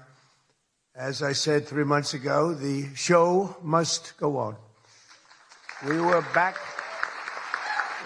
backstage, and we both wanted to just have it go on, whether it was 2 o'clock, 3 o'clock in the morning, it didn't matter. But in the end, it made more sense to do it the way we're doing it. And we had a great news conference at the White House, in a very important room. And you did very well. I think we all did very well. It was a hell of an evening, I can tell you that. Won't soon be forgotten. And I think a lot was learned from that evening. tremendous amount was learned about security and about other things, the dangers of what we all do. But just like my presidency, the second time is always better. It's always better. And the third time will be better yet.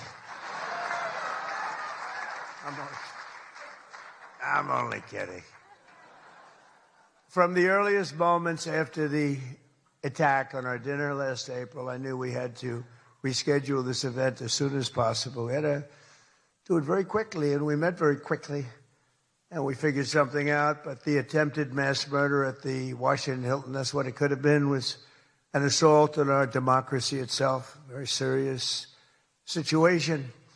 Many of you were there with me, and some showed extreme bravery, like Pete Hegseth, Steve Miller, Tom Holman. Really? They were standing on tables, and most of you were under the tables, okay? But they did. They showed. I saw every one of them that was standing up in those tables. I didn't know if they were brave, if they were smart, if they were stupid as hell. But they were on those tables in some cases, and there were a lot of different feelings going on in the room at that moment.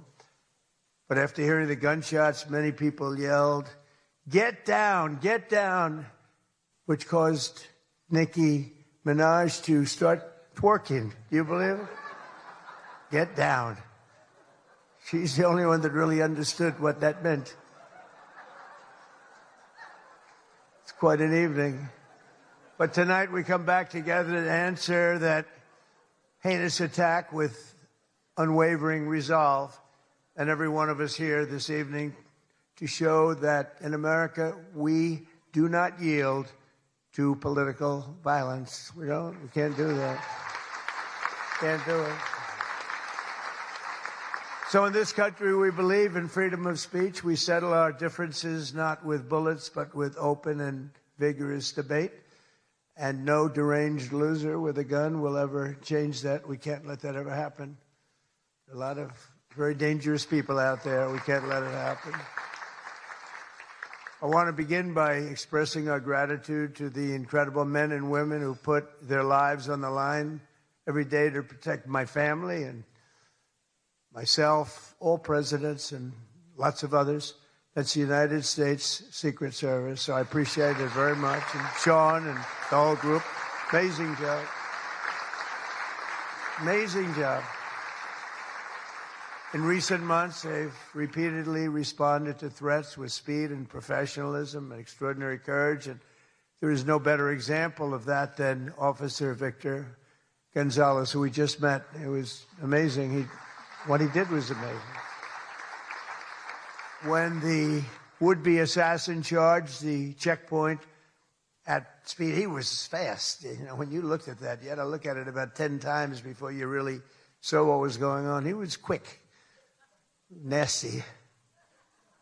The gun made him nasty, actually. But Officer Gonzalez engaged the attacker without hesitation and took a bullet to the chest after his ballistic vest, fortunately, was on, saved his life. And Victor did not even want to go to the hospital for a checkup. We insisted, really, we wanted him to do it. We insisted, but he didn't want to go. So to Officer Gonzalez, Secret Service, Metropolitan Police, law enforcement generally, and even all of the military who surround us in the room tonight, we salute you and we thank you with all of our hearts. Thank you very much. Great job. Great job. Great job.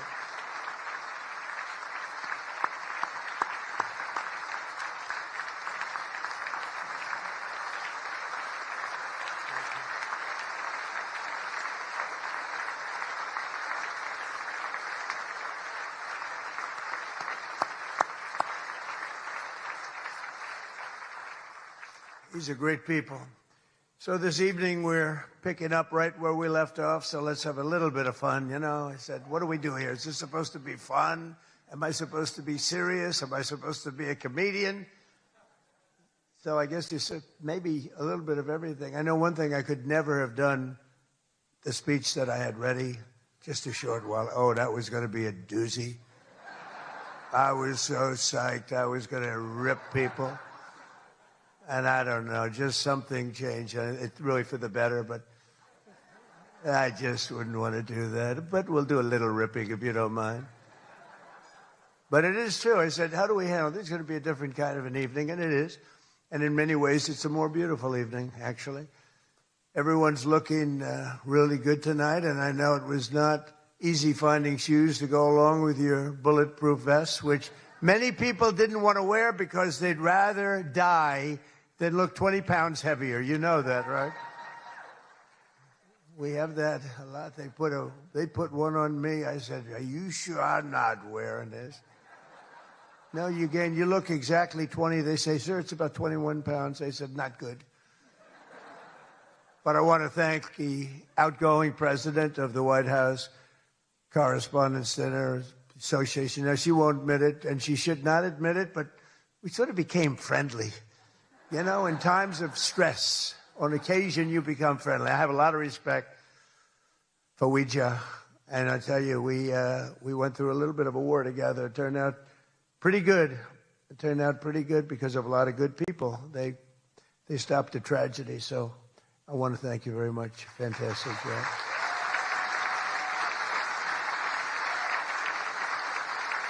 And Ouija worked extremely hard to ensure this dinner was rescheduled, and we want to just thank her family. I just met her parents, her children, her husband. What a perfect family. So it's really great. Thank you very much all for putting up with this, right? But let me also thank the incoming president of the Correspondents Association, Jackie Heinrich. She can be very tough as a reporter, I will tell you. She can be nasty. She looks so beautiful, but she can be so nasty. How could that happen? But she just got married to a very successful congressman, a very good congressman. I'd like to have a couple of more votes from it. That's okay. On occasion, he shows a little independence. We don't like that. But now he's a very professional guy, and he loves our country. But that's a big thing. I just see what takes place. We're talking about what takes place to be in the position that you're leaving and that Jackie's coming into. And it's a lot of work, a lot of friendships, a lot of talent. And so, Jackie, congratulations.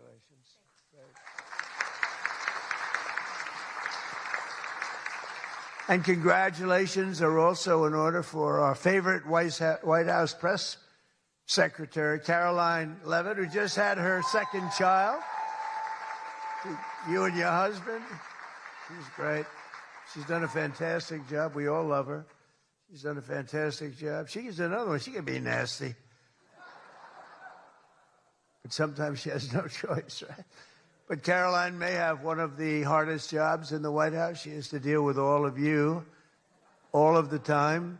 And you can be very difficult. You can be very, very difficult people. But I'm probably being a little bit oversensitive. Sometimes I really do think that some of you don't like me. In fact, I read a report. I get 93% negative publicity. 93. So how the hell did I win the election by so much?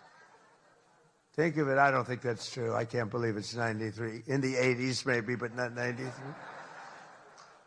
But this place is really the largest group of Trump derangement syndrome people ever put together at one time, I suspect.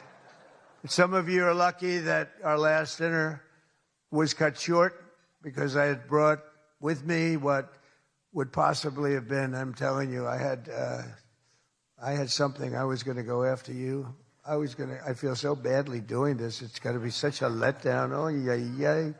But your lives were really in danger the last time for an opposite reason. But on the plus side, your careers were saved, and we really do. We have a complete and total. You know, I love the words complete and total. They say, but it means almost the same thing. I said, it doesn't matter when you say it. It's called emphasis. It's called emphasis. But everyone is now really warming up. The new White House Military Center, drone port, highly protected ballroom. We have our ballroom. The windows are this thick. I said to the people, well, if a bullet hits, what happens? Nothing.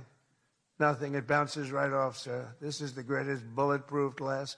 I said, AK-47, that's supposed to be a big one. I don't know so much about the guns. My sons know a lot.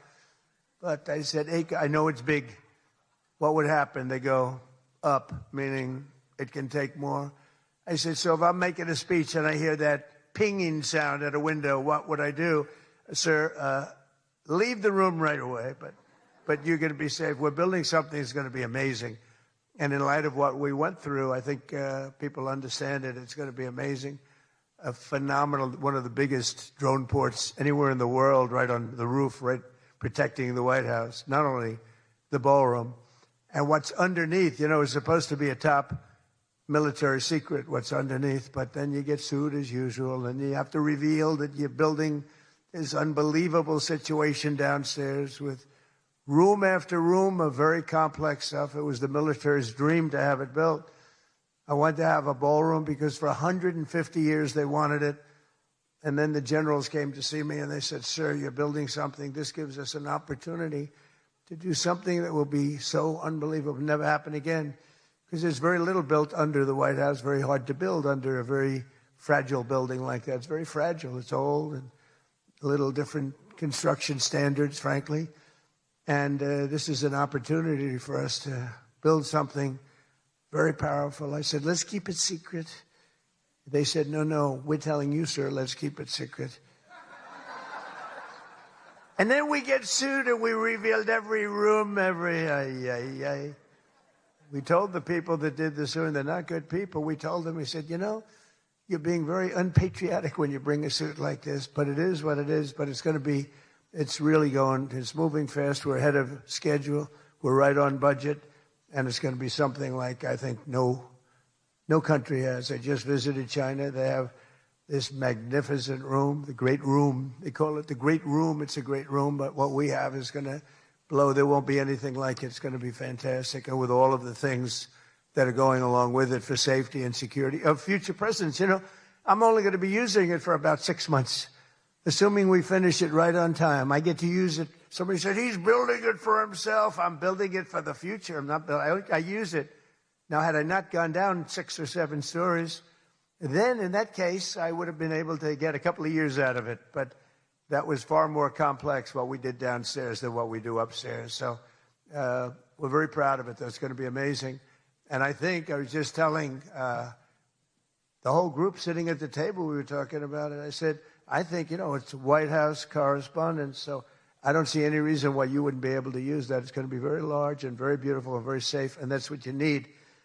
So I was thrilled to see that after witnessing the attack, even Democrat Senator John Fetterman told his fellow Democrats to drop the Trump derangement syndrome and build the White House ballroom.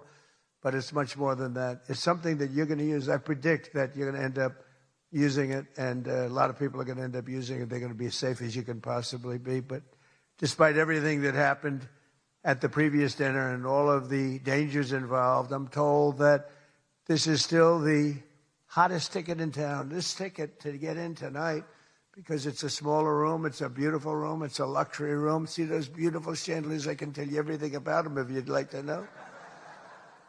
See that beautiful Capitol above? See the beautiful Capitol? See everything, the brass. Those chandeliers are great. I'm looking at it, I'm saying, I wonder if I could, you know, I sold this building, and they're doing a nice job, but they're nice people. But I'll tell you, I'm looking at it, I'm saying, I wonder if I could walk out with those chandeliers, because you can't buy them.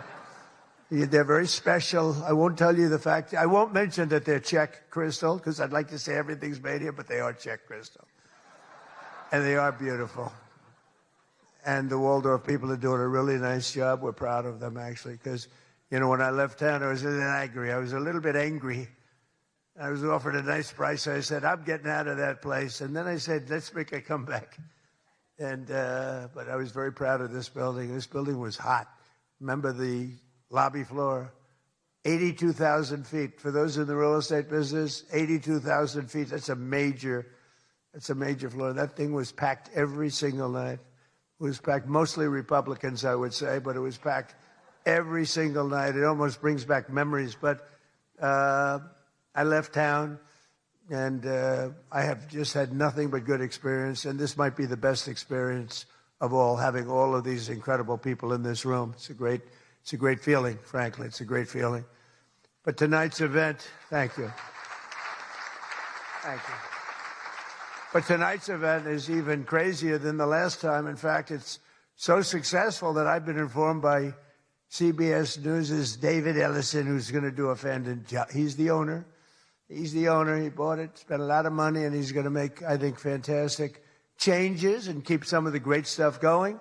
But that next year they're going to call it the Trump White House Correspondents Dinner. He told me that, and I like that very much. We're going to change the name of it, okay? Oh, it's going to be so hot, just like our country is hot. We are hot, by the way. But to be honest, it's just about the only way that they're going to ever get me back here. You're going to have to change the name of the dinner. But how's that one going? Not too good. I hope that everyone finally got to enjoy their entire, very delicious beef tenderloins, very special beef. And I want you all to know that Bobby Kennedy, who's right here, personally ran over the cow in his car. Boom. And he cut it up and he brought it here for you to eat tonight. So it's very fresh. And Bobby also suggested an appetizer featuring his favorite cut of male raccoon roadkill. But we drew the line at that, Cheryl. We said, no, we're not going to do that. We're not doing that. We love Bobby. I'll tell you, he's a piece of work. You think it is fun, but he is a very different kind of a person, I will tell you. But he has what it takes, and he's smart, and he loves the country, and he wants people to be made to feel good. You agree with that, Bobby? He wants people to feel good. And he's doing a fantastic job. Thank you, Bobby. Thank you. We can joke all we want, but thank you. A lot's happened since the last time we were all together. Last month, we hosted one of the most incredible sporting events in world history at the White House, the UFC Freedom 250 fight. The UFC fight. When I announced that we're going to build a boxing ring right outside of the front door of the White House, that took a lot of heat. But it turned out that was, they say, about the most viewed fight in history. It was beautiful. So many things happened. It was supposed to rain. We're going to do it the week before, and the weather was beautiful. And the weather came, and it went, and now we came up to Wednesdays. They said, sir, this was on a Sunday night, replacing 60 Minutes, which is nice and unusual because usually it's Saturday night. And they said, sir, this was from Wednesday on. Tell me about weather, right? Sure, it's going to rain. I think you're going to have to. It's going to be one of the worst storms that we've seen in a long time. It's coming up the coast. It's going to hit you on Sunday night. It's going to be a disaster. I'm saying, can you believe? And you saw the ring we built, Dana White, the great Dana White, and everything. We had the best fighters in the world. Turned out we had the best fights that most people have ever seen, including me. It was just a miracle. But what happened is we're waiting for this rain to come all day long, and it's coming, and it's horrible. And it's 8 o'clock, and we say, I think it hasn't rained yet. I said, maybe we should postpone it an hour. Maybe we should make it the next day. We didn't know what to do. And finally, we just said, let's just have it. And it never rained. It was perfect. In fact, the week before, it was 92 degrees. It was nice, but this was like 72 degrees. And the rain was coming, and it came right over the White House. And it was like, thank you very much. It went like this. And other areas were drenched a few miles away. We didn't have a drop of rain. And it was absolutely one of the most incredible things anybody's ever seen. People said it's one of the most incredible nights of their lives. So just remember, before I came along, if you wanted to see someone lose consciousness on the South Lawn of the White House, all you had to do is ask Joe Biden a question. Remember that. Oh, you think I'm kidding. But the big fight was such an amazing success that tonight I'm pleased to announce that we're going to host an even bigger one right in front of the White House. Every Friday night, every Saturday night, we're going to have fights in front of the White House. But we do have something coming and I'm only kidding. You know, the one thing about the press that I learned, don't be sarcastic. Because I'm a very sarcastic person, and I get sarcastic, and most people know that, but you have some bad people that will write it exactly like I say it. And I said I was only kidding. But we are going to have Indy 500. Roger Penske's coming in mid-August, and they're going to have it all throughout Washington, the greatest cars, the greatest drivers in the world. And that's going to be something. Already they have over 350,000 people signed up, going down Pennsylvania Avenue, around the Capitol. And Roger, who's incredible, he won the Indianapolis 500 20 times. Think of it. Germany, Japan, all these countries, they spend billions and billions of dollars trying to win the Indy 500. And Roger wins it. He literally won it 20 times. On the 18th time, I said, you know, that's amazing. I'm going to give him the Presidential Medal of Freedom. And I had him up. And then he won it 2 times after that. The guy's amazing. And he lost the last one by about 6 inches, if anybody watched it. So they're coming here, and it's going to be something really exciting. We have unbelievable events. Look, it's an unbelievable country. And on July 4th, we were over at the mall, and it was raining. It was supposed to be really bad again. And we had 450,000 people show up, and that's a light number. And I was told, sir, we're going to have to cancel the event. This was not good. And it was drizzling a little bit, not raining very hard. And people are calling me. Friends of mine were calling me. And I got a call from Brett Baer. Brett Baer said, it's not raining. I said, where are you? I'm standing at the mall, and I'm waiting to go in the White House. Then others called up. They said the same thing. And I said, you know, this is terrible. But there was lightning. Not big lightning, but you don't have to have big lightning. Just have to, it takes just a little bit to do some big damage. So they said, everybody must leave. 450,000 people were forced to leave, and they left. And then I said to myself, I said, let me call up and find out what the hell's going on. And I called up, and I spoke to a brilliant young man. He said, don't worry about it, sir. We can do it in a couple of weeks. I said, you can't do it in a couple of weeks. This is the 250th birthday. In 2 weeks, what are we going to do? Say, let's go? We're going to have a redo? No. I said, I'll speak if I have to speak at 3 o'clock in the morning, 2 o'clock, 1 o'clock. I don't care. Call them all back. They're all gone. 450,000, and most of them were in cars. They were heading back to Texas, and it was sad. And we said the show must go on. Very much like here, we said the same term, right? The show, it's a great term. It's true in life. The show has to go on. The show must go on. And I said, the show must go on. I put it out on Truth. The show must go on.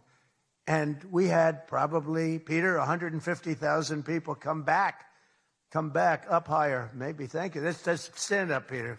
Tell them. More, right? It might have been more, but it was amazing. It was just an amazing crowd. And actually worked out better, a little like this. It worked out better than if we had done it at the normal 7 o'clock, 8 o'clock time. It was incredible. We started speaking at 11 o'clock in the evening, but tremendous numbers of people. Thousands and thousands came roaring back, and it was a great evening. And it was a celebration. And we didn't do it the following day, and we didn't do it 2 weeks later. We did it when we were supposed to do it. It was a fantastic celebration. But I can exclusively reveal to you this evening that for the heaviest of the heavyweights, we will have sloppy Chris Christie, one of the sloppiest human beings you'll ever meet, fighting, I would say, I could mention the governor of Chicago, but I'm going to mention instead Jerry Nadler. And they're fighting for a big piece of cheesecake, big fat piece of cheesecake. Who the hell wrote that line? But it is true. And then you have a Congresswoman, Alexandria Ocasio-Cortez, AOC plus 3. That's her 3 friends, right? AOC plus 3, and I watched her give that answer when she was over in Europe. It was not a good answer. If I ever gave that answer, I would be out of politics. Remember, you cannot have a 19-second wait time to answer a really a very quite simple question. But we'll then have a rematch against an extreme simple question on a foreign policy from Munich Security Conference. It was a big security conference, and this was the first time up in terms of that. And we had a sort of little preview, and then Anderson Cooper is going to fight Lawrence O'Donnell. I'm not a fan of Lawrence O'Donnell. I like Anderson, actually, because he's covered me well for many years. Then he went bad as soon as I went for politics. But for years, he loved interviewing. I did so many interviews with him, and he was great. But, you know, he's got a little different persuasion than me in many ways, actually. And Lawrence O'Donnell, never liked him, never thought he had any talent. But he's still making a living, so I can't knock it. But we had a contest for who had the lowest ratings and the lowest IQ on television. And that was actually Don Lemon, I think. You know, when I said that he's the dumbest man on television, I said, you know, when you say some things, you never make a comeback. It's not like, oh, gee, hey, Don, let's have dinner some night. But I know what I'm saying. And then you have Bette Midler and Jane Fonda actually held a concert to protest the first UFC fight. They didn't want to see the fight. Very few people want. They held an event. Like 3 people showed up. And given the choice between seeing some of the really beat-up faces of the UFC, almost everyone chose the people in the UFC. It was between the 2 of them or the UFC. And what about Bruce Springsteen? What the hell happened to that guy? He looks like hell. I don't care what anyone says. I'm not supposed to say. I'm sure he doesn't like the way I look, but I don't look so bad. But at a recent concert, Bruce, all he did was talk politics. He ought to run for office. That'd be interesting. But all he talked about, he made 4 political speeches in his 3-hour show. The tour has been renamed Bored in the USA. And his new song was so bad that Chris Christie, who's like a fan, you know, he goes out and tells everybody how he hates Chris Christie. Keep that guy out of my... And I see Chris Christie there again, high-fiving Bruce Springsteen in the aisle. And Bruce Springsteen saw him and didn't even lift his hand up. And I just wanted, because I used to be friendly with Chris. Chris, when somebody doesn't like you, write them off. Forget it. You got billions of people in the world. You don't have to make a jerk out of yourself. But usually a comedian hosts this dinner. And I think we sort of changed it. Tonight we're going to have somebody who I think is really spectacular. But I've watched comedians get up for the dinner because I have been here actually quite a few times. People don't realize.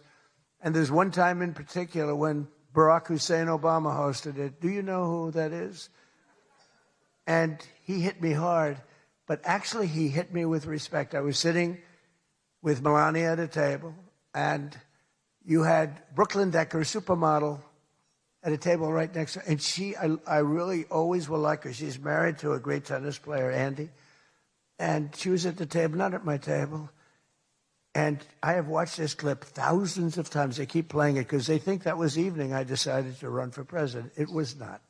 In fact, I loved the evening. I looked at my wife. I said, can you believe it? All these people, that's all they're doing is talking about me. I love this dinner. It's true. And Obama was nice. You know, it's amazing how things work out. He actually showed a picture of the White House with a big Trump on top. Like I put a sign. And, you know, I'm sort of doing that when you think about it, right? I mean, he wasn't really wrong. But, no, he was respectful. He was good. But it had nothing to do.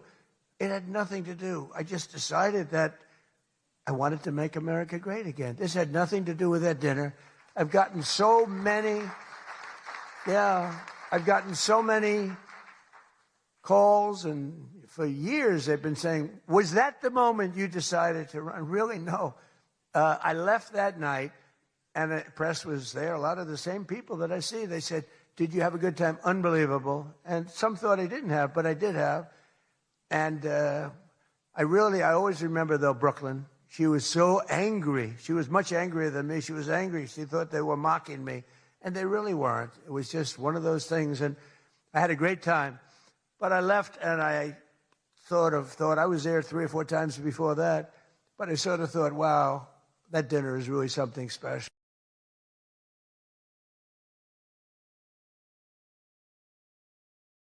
Very, very unfairly.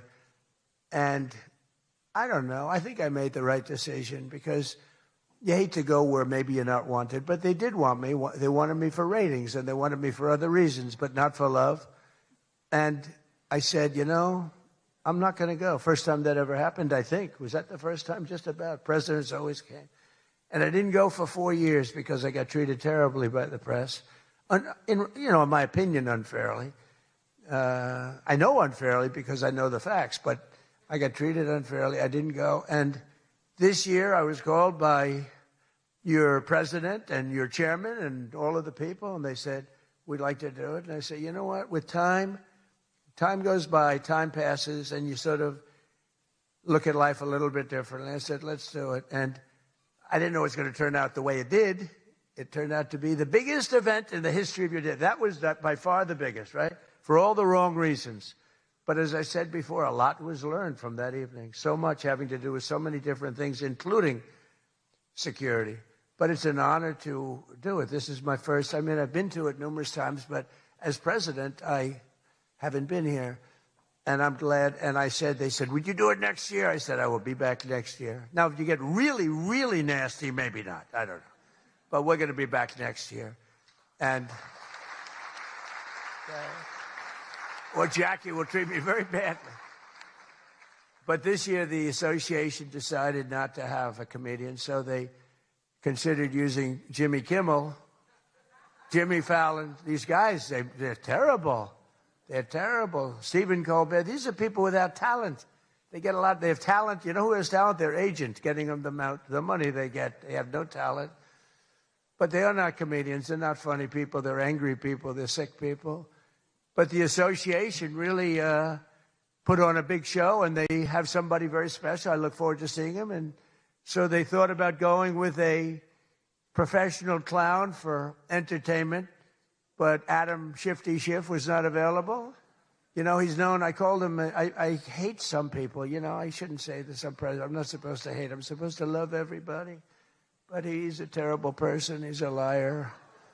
And I called him Watermelon Head because he has the largest head I've ever seen with the smallest neck, pencil neck. How does that big, fat, ugly head stand on a little pencil neck? And then I'm told that even Rosie O'Donnell reached out from Ireland. She really wanted to be here in order to honor me. She loves me very much, and she was desperate to come back to the United States and pay her respect to Donald J. Trump. But that didn't work out, unfortunately, because nobody wanted her to come back.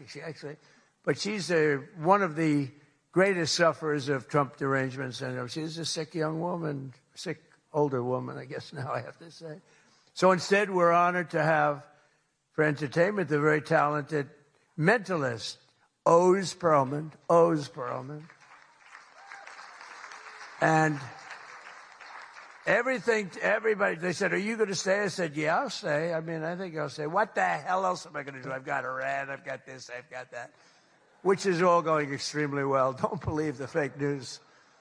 You know, it's the only thing we were talking before, I said, so we've hit Iran very hard. Their Navy is gone. Their Air Force is gone. 250 jets, no longer. 159 boats, good boats. In fact, I said, why the hell didn't we keep them? We could have used them. But 159, but all at the bottom of the sea. They have no radar. They have very few drones left, despite what you see. And every once in a while, they're going to set some things up, but they don't have much left. And by the way, they are talking to us right now. They'd love to make a deal. I don't think they're ready to. I don't think it's time yet, but I'm willing to listen. But they cannot have a nuclear weapon. We don't want to see Washington, D.C., or any of our cities, or Israel, or frankly, the Middle East, destroyed with a nuclear weapon, because I know the power of nuclear weapons. I see it. I get to see it. We're not going to let that happen. So this is all about, we will not let them have a nuclear weapon. And they would use it. They would use it if they had it. But Oz, I do have one question about what happened that time, because he was there. How the hell did you not see that coming? He sees everything. He sees everything. He's telling me about your grandmother and your this. Why the hell didn't you? We got to ask him that question when he gets up here. Why didn't he see that coming? But, of course, this evening, it's really all about the fake news media and your handling of prizes, and writing and producing and performing made-up stories like the Academy Awards. You know, Academy Awards used to be the epitome of ratings. Outside of the Super Bowl, it got the second most ratings. Now it's down in the dumps. Nobody wants to watch it anymore because they took on Trump. They hit me all night long. They hit me. The winner is so-and-so. I want to talk about Donald Trump. I hate this man. Nobody wants to hear this stuff. Right, Peter? Nobody wants to hear. You ever see the ratings? They used to have 48 million people. Now they have 2 people watching. But they'll learn their lesson. But I want to personally congratulate CNN's Caitlin Collins on receiving her award.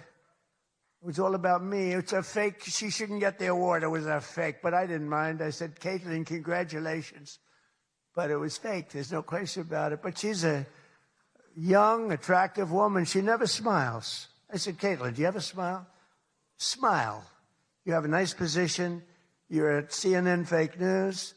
You should be a happy person. So smile, Caitlin. Just smile. But we attack, and I thought Caitlin had really made it big with a major new sponsorship. But then I informed her that it wasn't her on the Bud Light can. It was Dylan Mulvaney.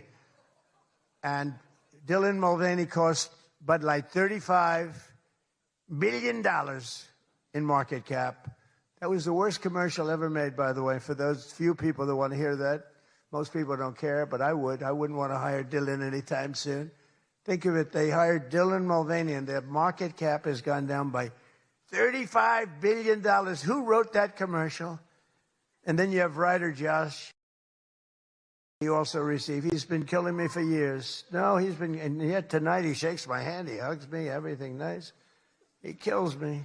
Josh is amazing. He writes more stories than any human being. There's nobody that writes more than Josh. He'll write 4 stories about me a day, all different subjects. I mean, I had the other day 3 stories and one on the, he was upset about this. 1 was on page 7, 3 were on page 1. They were all written by Josh. But he's hit the big time, and he's a workhorse, and yet he's almost unhirable. You know, he's just one of these guys. Wall Street Journal's lucky to have him, but you really, it's unbelievable. He's almost unhirable. CNN is also here, and I'm very disappointed they didn't bring Fake Tapper because he's had a rough couple of years, Fake has. You know, he calls me up every once in a while. If I pick it up, I pick up my phone. I used to go to this young lady. I'd say, any calls from the press? No, sir. I said, oh, now I'm the president of the United States, right? I'd say to Stephen Chung, is Stephen here someplace? Where's Stephen? He's one of the toughest human beings I've ever met. Don't ever wrestle Stephen. You'll be in big trouble. But I say, Stephen, let me ask you, did the press call? No, sir. You know, when I was a developer, I'd get a call every half an hour. For whatever reason, I always got disproportionate press. So I said, Stephen, nobody called? No, sir. 2 hours later, I say, hi, Steve, how are we doing? Everything good? Anybody call? No, sir, no press calls. I said, I'm president. Nope, they never call. So this went on for about a week. I'd say, Caroline, did the press call? No, sir, no calls. I said, nothing. It's over a week. I haven't received a call. So I said, you know what I'll do? I'm going to give the press my phone number. That was the stupidest thing I ever did. I'm getting a call every 3.7 minutes. Stephen, I don't know where the hell you've been, but the press calls, I'm getting calls, ring, ring. I was with somebody today. They said, I've never heard a phone ring as much as press. Now, I look at the thing and usually just delete, delete, delete. Every once in a while, it'll be one of the people in this room that I like. And I'll pick it up, like this one right here calls me on occasion, right? She'll call me and she says, hello, sir. How are you? We want to talk about some horrible subject, like a horrible, depressing subject. I say, Jackie, I don't want to talk about it. Congratulations, however, on your new marriage. But I don't want to talk about it. But it's true. And people call me now. And so for weeks I go, no calls. And I learned then that both of them, they feel that I'm doing a great job, and they feel I'm above it all, and that no person, hundreds of people call no person, is good enough to talk to Trump, and so we don't even bother telling you. That's not the way it works, Caroline.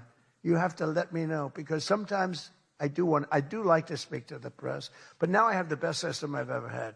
It rings, and just so you understand, you're much better at putting your name, because if there's no name, I just can't do that. You know, I pick up every once in a while. Hello, I'm from Reno, Nevada. We're a startup paper. We're calling it the Reno Express. I said, do you believe I'm the president of the United States? Mr. President, could I have your views on Iran? And I just hang up. No, I get the craziest calls. I mean, some of them, my wife said, I can't believe you do this. This is a hell of a way to live. But sometimes they get calls from very important. Sometimes I can straighten out stories that are going to be fake. And I can make them from a fake story to a good story. I always find that when you don't speak to the press, you always get a bad story. when you do speak to the press, you have a shot at getting a good story. Oh, look.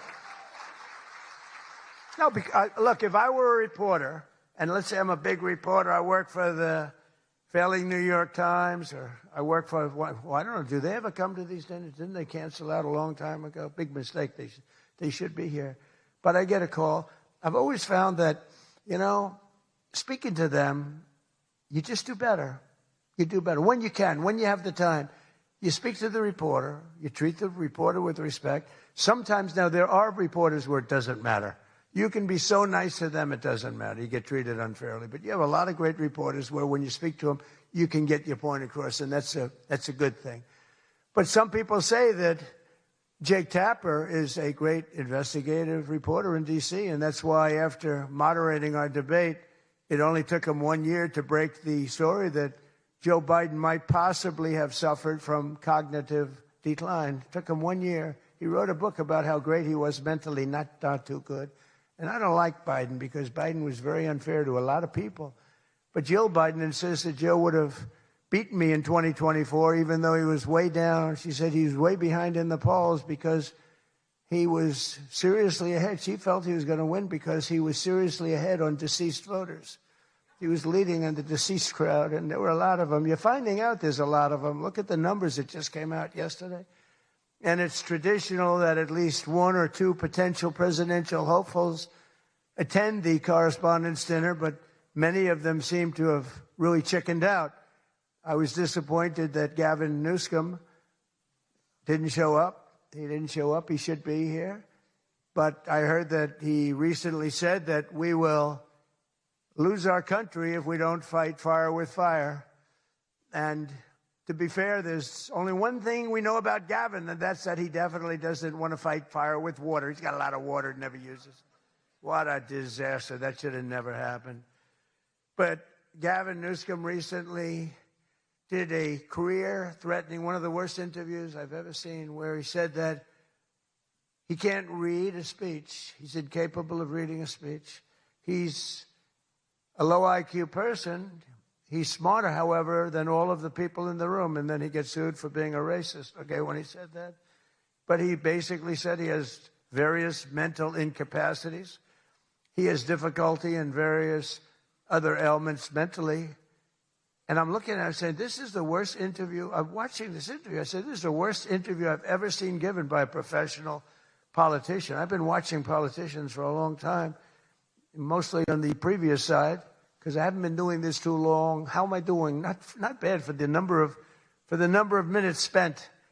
Not bad. But with Gavin, so he said that all these things, and I said, anybody running against him, all they have to do is take that one interview and you can't lose. I actually put out a statement that Gavin Newsom has come out and said he will not be running for president because nobody can say what he said about himself and survive. Newsom was in big trouble when he openly admitted that Kamala was smarter than him. She said, Kamala is smarter. If Kamala is smarter than someone, you don't want that person to be president of the United States of America. Between California's policies of enabling wildfires, paying drug addicts to be homeless, giving free sex changes to illegals, and telling rich people they're going to take away, all of your money is going to be taken away. People are fleeing, and they're fleeing in droves. We can't have that in this country.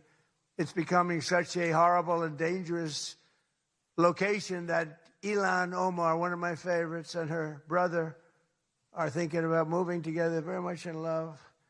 A video has surfaced recently of Ilhan giving a speech referring to World War II as World War XI. And they asked her about that. She thought she got it right. But I'm not surprised because she's a low IQ person. And she's also a very dishonest person. And she ought to get the hell out of our country. She shouldn't be here. She shouldn't be in our country. She also calls her brother husband number one. Omar is reportedly being investigated for fraud. She revised her net worth. I was shocked to see that she was worth much more than $30 million. And then when the press got on her, she revised it slightly downward to less than $18,000. So she went from much more than 30 million to 18,000. I know Democrats, and the word Democrat is something that's come into fashion. I changed the E with a U, and most people don't know that dumb has a B, so we don't have to worry about that. It's very quiet. I thought it was quite good, but I haven't gotten much credit for that. Fake news, good. Pocahontas, good. I won't say Lion Ted because he's on my side. I don't talk about past conquests, but we have a lot of them. I won't talk about it. They got a whole table full of Republicans there. They're saying, no, don't mention my frickin' name, will you please? But we've had a lot of good names. But the Democrats are there to destroy wealth, and honestly, they've gone absolutely crazy. Gavin Newsom's not only a man who really wants to run for president, he's doing a bad job running a state. You can't have somebody like a J.B. Pritzker, who I understand is not present, sadly, but, some people say, never use the fat word. And I don't. I would never call anybody fat. I have my own problems, It's not like I'm perfect. Sir, in the back, don't call him a fat pig, okay? I'm sticking up for him. Don't call him you. You can't do that, sir. You can't call J.B. Pritzker a fat pig. Please. All right? Thank you very much. I appreciate it. Everyone's trying to figure out who is that guy, does he exist? But the nice part is when you do that, the press can't get you. Because I'm defending a man who obviously has a problem. Actually, he's lost a lot of weight. I saw him recently. He lost quite a bit of weight. I don't know what the hell. He's got no chance, believe me. Anything he does, the family threw him out of the business. A number of other potential Democrat contenders sadly refused to show up tonight. We invited Elizabeth Pocahontas Warren.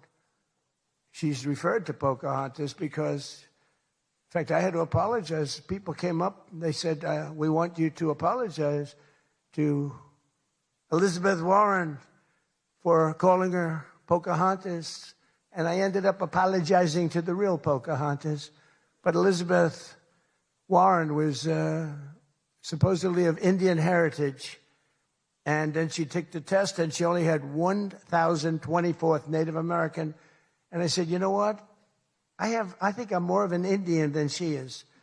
So this is what we have to deal with. But Senator Warren did not accept our invitation to debate. I wanted to debate her on various and sundry things, and she decided not to do it. And I decided to bury the hatchet. It doesn't matter. And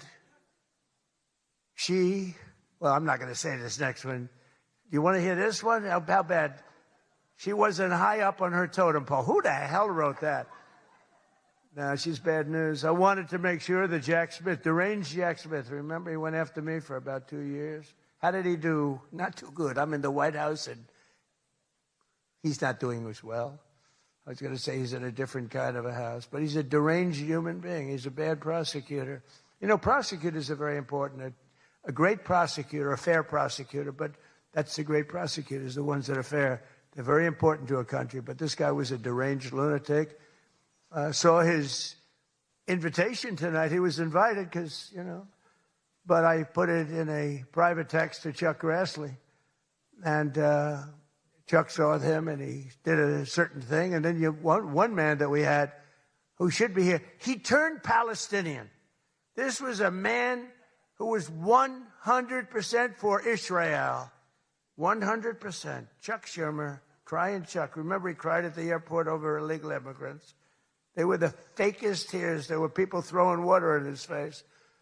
But now he's a proud, very proud Palestinian. In fact, I'm going to send him a beautiful Palestinian outfit tomorrow so he can greet Bibi Netanyahu when he comes to town next week, along with the mayor, who I'm sure would love to meet Bibi. They're not treating Bibi too well, but Chuck wanted to join us tonight, but he didn't want to be violating many parts of the Palestinian rules, regulations, and certainly he didn't want to violate Sharia law, his new founding. And all joking aside, I do think we need term limits in Congress. I think term limits are very important because I see what's happening. The other day, a senator I knew got a text, a great guy, from his wife. And she said, when you get home, I want to have you immediately come up the stairs and make love to me. And he said, I can't do both. You know what? In other words, can't go up the stairs and make love. Does anybody get that? Well, I thought that was actually pretty good. That was actually the only thing I thought was good in this whole freaking stupid speech that they wrote. That was the only good one, and that went down with not exactly great laughter. I think, in other words, you can't go up the stairs and make love, too, So we're looking for term limits. Does anybody understand this? But I really do wonder whether the Democrats are trying to lose the midterms. In Maine, they nominated a guy with a Nazi tattoo. But don't worry, Democrats. Word is that Plattner's replacement, he throws bottles at women. This guy throws bottles. This guy's another lunatic, by the way. Although I think Plattner might have done surprisingly well because we're in the age of Trump. Call it what you want. People can do well today. Plattner, I don't know. But, people don't have the guts to stick it out. But it looked like he was guilty of a lot of stuff. He certainly didn't defend himself very well. In Texas, the Democrats are running a candidate named James Telefrico, who hates guns, hates oil, hates sex, hates women, and who said he is, quote, a Christian who hates Christianity. Other than that, I think his platform is quite good. And that means that he's not going to do very well against Ken Paxton, who hopefully in Texas is going to win. But Telefrico, he's Alfred. You know what he looks like to me? Alfred E. Newman. Do you remember Alfred E. Newman, Mad Magazine? I said, that guy is Alfred E. Newman. Can't imagine he'd win. Well, I have all of the press here in one place. I have to say that we're having an amazing load of accomplishments that the media never talks about. For example, under my administration, a once feared and powerful regime that relentlessly attacked America has finally been toppled. Their former leaders have been removed, and they're now being run by a gay dictator facing internal divisions. But I, for one, wish Barry Weiss all the best at CBS News. She's a wonderful woman. Most of the press lives here in Washington, D.C., and you should be thankful for me for what my administration and I have done to make our nation's capital, which was one of the most dangerous and unsafe cities anywhere in the world, one of the safest cities in the United States. Crime is down 88%, and our capital is shining again with 62 monuments, statues, water fountains looking more beautiful. The graffiti's all gone. The tents are all moved out of the parks. The fences are all done. Our capital looks like it's really in good shape. And people coming here, people in the White House, they work in the White House, they all say, young women, young guys walk up. They say, thank you, sir. 2 years ago, we lived in a dangerous city. We lived in a city where 150 people were killed a year. And now we have almost a crime-free city. Our National Guard has done an incredible job, and we've removed over 5,000 career criminals. We removed, there's one stat, I think it's a great stat. It's to me, it's fantastic. 2% of the people create 91% of the crime. That's something you can fix, and we fix it. We moved out over 5,000 career criminals out of Washington, D.C., and we have the greatest capital in the world. Again, it's beautiful, it's thriving, the restaurants are thriving. You couldn't get into a restaurant because they didn't have, all the restaurants were closing. And if you even got in, you felt unsafe. People were getting into Ubers and they were being attacked when they were in an Uber. Not happening anymore. We have tough, smart people, and they have done a fantastic job. Washington, D.C. is safe again. You can't get into a restaurant. The restaurants are opening up. They're opening up all over the city. They can't get, it's the exact opposite. They can't get space. But mostly I've given up on you and the media so that now I just gave up on you and I'm number one on TikTok. Did you see that I'm number one, Stephen? Is that true? I'm number one on TikTok. So how could they be so bad? 520, think of this, 425 billion views. Can you believe that, Peter? I mean, let's go, Peter. I gave up on you people. I gave up on traditional press. And it obviously worked because we did win in a landslide. I mean, somebody's got to be saying something good about me. But TikTok, good old TikTok, and I was able to get it sold to a group of very wealthy people, mostly Americans. I was told President Xi, who's a man that I get along with very well. He was a hard no for the sale of TikTok.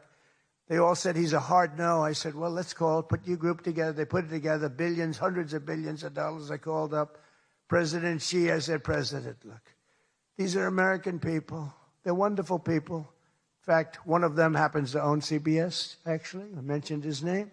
I said, these are wonderful people, and it'll be a good thing. Does it mean anything, President? It's nothing. It's nothing. They love your country. We'd love to see you approve the deal. And he goes, all right. That was it. It was done. And we sold TikTok. And he's a friend of mine. And he's not contributing to problems like other people contribute to problems. So we get along. But we made the deal. But number one on TikTok is Trump. And that's probably why we won. But for all of the trouble that you give me a lot of trouble, a lot of heartache. I hope all of you know that I believe in the free press more than anyone in this room does. Maybe not quite. But that's why I'm proud to be the most open and transparent president in history. They called me that. You know who calls me that? Caroline. That's about it. Would anybody else call me that? I think Peter would call me that. Am I the most transparent? Biden never used to answer your questions. He'd ask Biden 20 questions. He'd never get an answer. Who's the most transparent president, Peter? Who? I look at him. It's the first time he's tongue-tied. I cannot believe it. Oh, he's not going to be happy tomorrow. But you people have no idea how lucky you are. When I'm gone, you're all going to be broke. Your business model is going to be finished. No, it's true. When I'm not around, you're going to be broke. There's not going to be anybody to report on. Nobody gives a damn about anybody else. The New York Times the other day had 5 stories about me. You know, before I got into politics, in my whole life, I had 7 front-page stories. This is years of success. I think 6 were good, 1 was bad. I had 5 stories, 7, 5 good. Yeah, I had a total of 7 stories on the front page of the New York Times. That's not bad. Now I average about 3 or 4 a day. All different topics, all bad, everything bad. But here we are. Here we are. In fact, when I'm finished, I'm going right back to the Oval Office.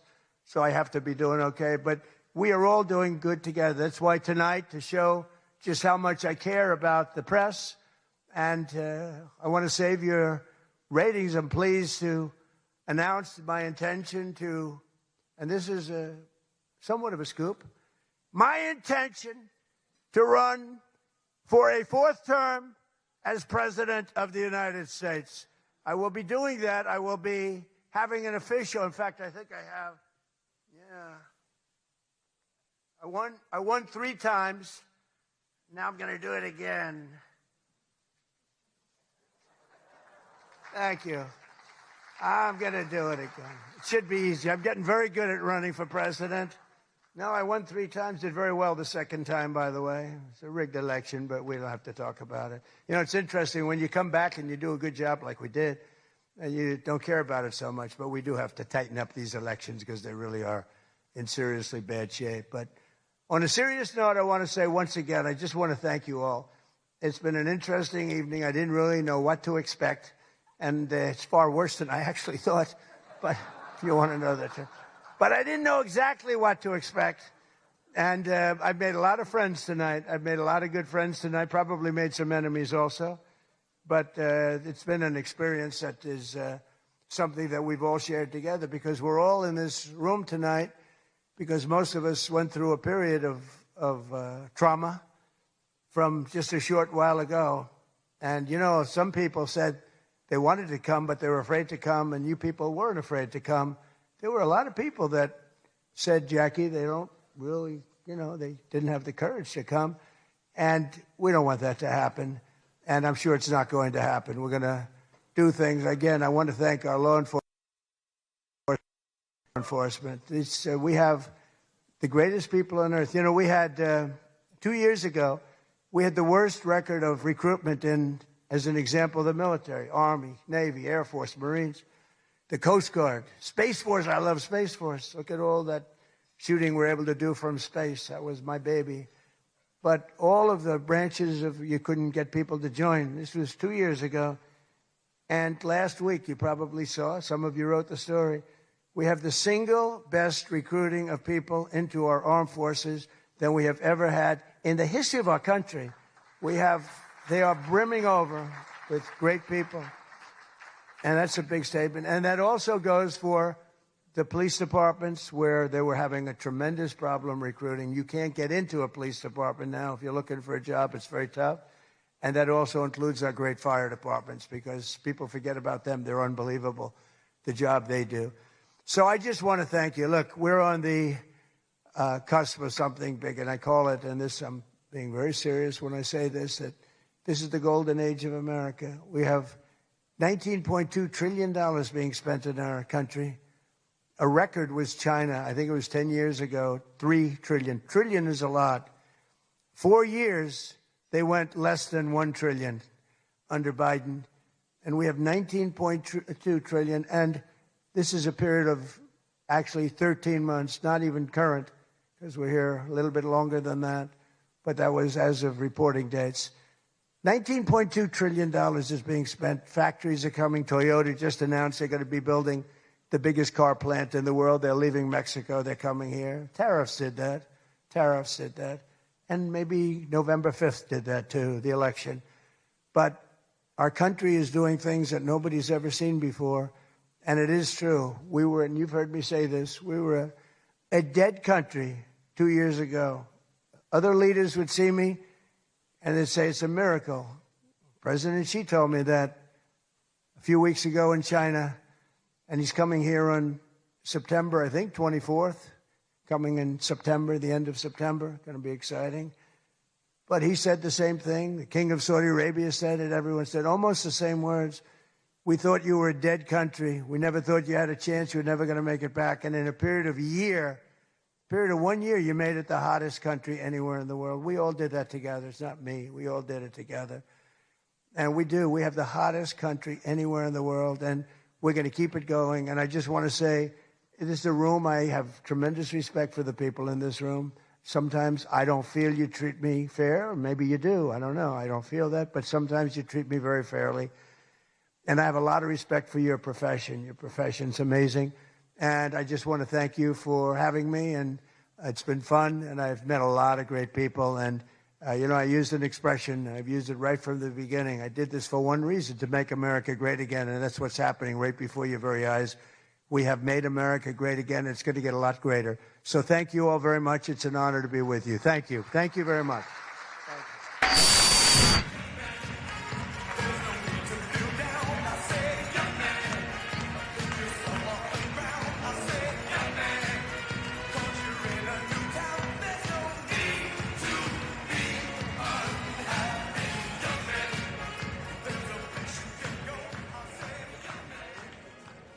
Thank you, President Trump. People asked me for several months, how long is he going to speak? And I said, you're White House correspondents. So you should know, and thank you, President Trump.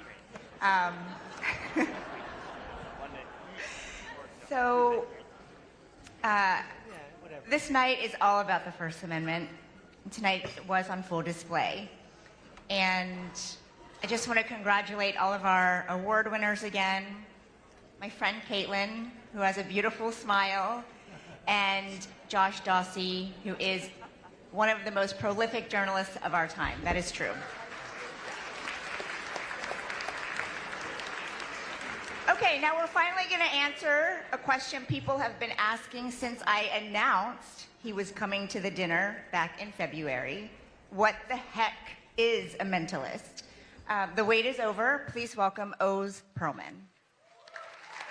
Give it up for mentalist Oz Perlman. The mentalist on people's minds is Oz Perlman. How did you get that? Who are you thinking of at this very moment in time? Who are you going to talk to this week? Vince. Vince? Yes.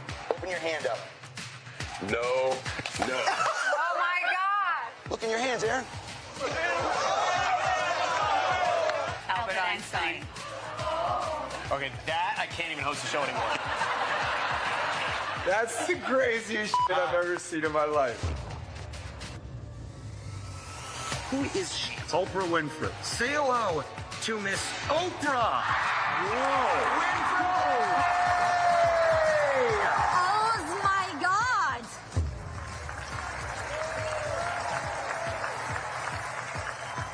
Rose, what is the stock I'm thinking? Disney is about to roll out ridiculous. a streaming service. Wow. Wow. If there's something freaky in here, I better heck out of here. There better be. I'm out. How the heck are you doing that? You're at the top of your game, dude. Barack Obama's who just thought of it. Get the fuck out of here. How is that possible? Mind blown again. I know we're on TV, but this is crazy. I'm done. I'm done. That is nuts! Oh my God. Oh, you're amazing. Oh my gosh! Oh, Fakes to Jamar, throws to Tanner. That's literally insane. It's like shattered my worldview. I have to rethink how I think about everything. Please welcome to the stage, O's Pearlmen.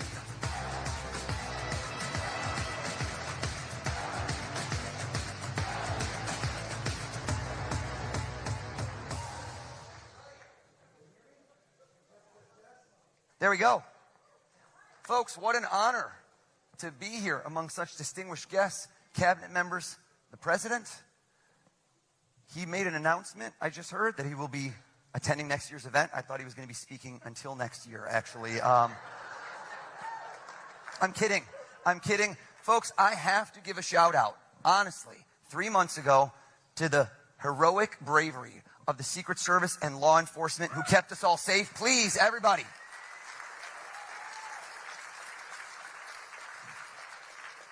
I felt truly blessed that day to go home and be able to kiss all my kids, and yet cursed that every single day since, everybody I meet, including now the President of the United States, goes, if you're such a good mentalist, why didn't you see that coming?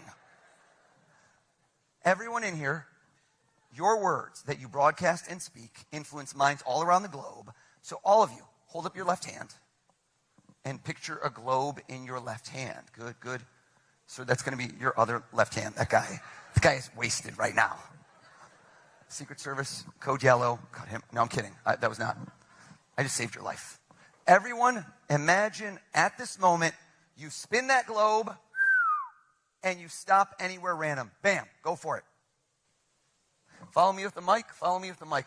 Let's go over to somebody. Let's go to this gentleman whose body language is saying so desperately, not me, not me. Everyone thinks it's fake. I watch this on TV. I think it's fake. Sir, have we ever, right over here, have we ever spoken a word in our life? Red bow tie, aggressive play.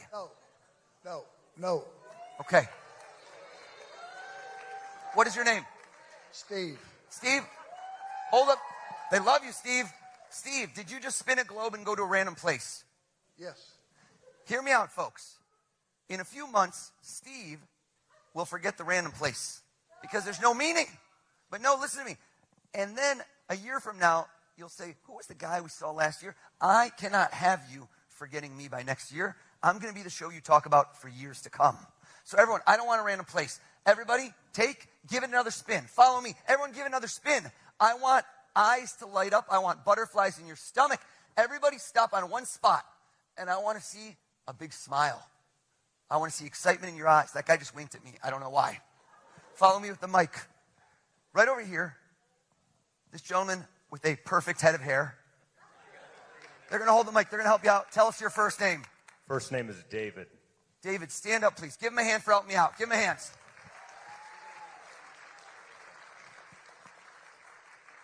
David, I don't know the future. I'm not a psychic. I would have called that 3 months ago. I read people. Hold up your hand. Try not to react. South America, North America. Look down again. Number one place in the world you'd love to go. Look at it again. But this man dreams big, but you haven't been there. Look at that place one more time. Look at me. Yeah, that's the smile I wanted to see.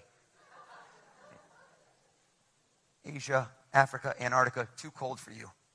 Turn your back so I can't see you and you can't see me. Close your eyes for me, David. Close your eyes.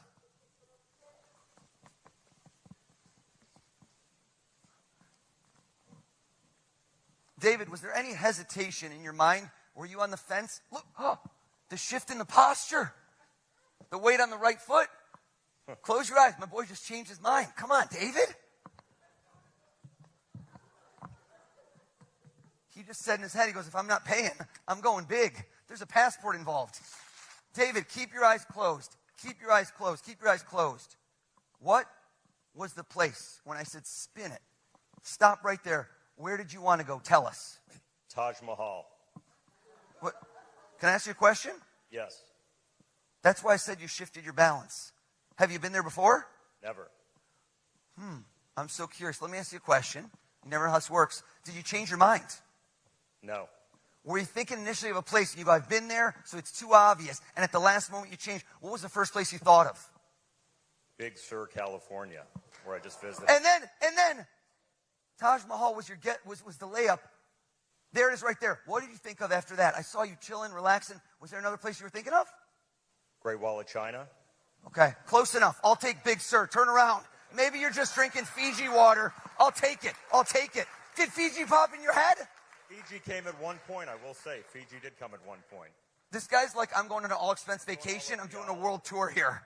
I say think of one place. That's fine. That's fine. Have a seat for me. You got it. You know what? Hear me out. Hear me out. What happens if somebody lies in my show? Right? What happens if somebody lies in my show? And this room never lies, so there's no chance. Watch this. I need to put some skin in the game. Right now, if I lose, what happens? Nothing. I already got paid for the show. Let's come out in this crowd. Raise your hand if you have any cash on you. If you have any money on you, raise your hand. What is this? All the cabinets broke? What's going on? Where's that super PAC money? Follow me. I'm going, you know what? I see the name tag. I don't have to read minds. Acting Attorney General. Let's go over to this gentleman. Introduce yourself, please. Pardon me? Tell us your first name. You don't know my name? I know it, but it seems fake if I know, Todd. I can say it. Stand up. Give him a hand, everybody, for helping me out. Todd, just tap on the mic. Let's make sure it works. Are you a money clip or a wallet kind of guy? Don't take it out. No. Neither. It's more like a wallet. Okay, it was a multiple choice. That's okay. Do you know, and I always ask this question because you never know. You're going out. Cash isn't as common now. Do you know exactly how much is in there or you're not sure? I'm not sure. I like that. Right? Hashtag baller. No. I want you to count it. But hold on. Do it under the table so there's no way I could see. Under the table. And move away with the microphone.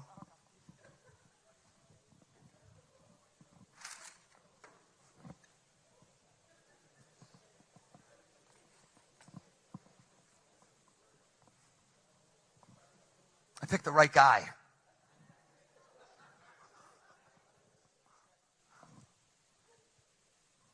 Stand up. Lie to me. Don't tell me how much money you really have. Make up a lie. Make up a lie. Lie to me. How much you got? 130. I would have said if you're going to dream big, Todd. That was dreaming big. Folks, I notice patterns. And I can't explain why. And this is not a stereotype. But when I do this with men versus women, they lie differently, and I don't know why that is. It's not a gender stereotype, but for some odd reason, statistical analysis, women will prefer to use a number smaller than the amount they actually have on them. I don't know why. Men like to lie by saying things are bigger. No examples. You didn't laugh at that joke, Todd. Joke was hilarious. Bingo! My acting attorney general just lied too big. Here's the question to ask yourself. Cover your eyes. How could I know something he didn't even know?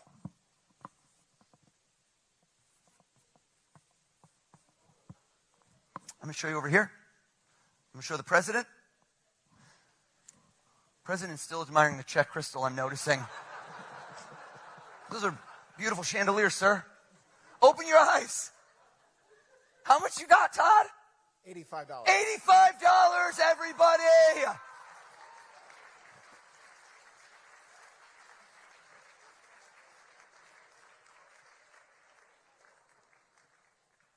IRS conducting a forensic audit as we speak on you, sir. Do you know the gentleman standing in front of you, sitting in front of you? I met him tonight. Okay. You seemed happier than he did. That was a weird response. Tell us your name. Tom, hold out your hands flat, if you don't mind, like a pancake. Take any one of those bills out for me, Todd.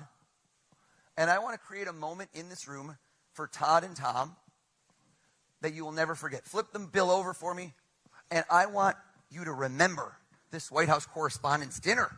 I will. Todd is like, I should have brought more cash. Turn to face him, please. And what I'd like you to do here is you're going to be his table. You could sit if you want, but that's okay. Okay. I want you to take, and I want you to sign it. Go ahead.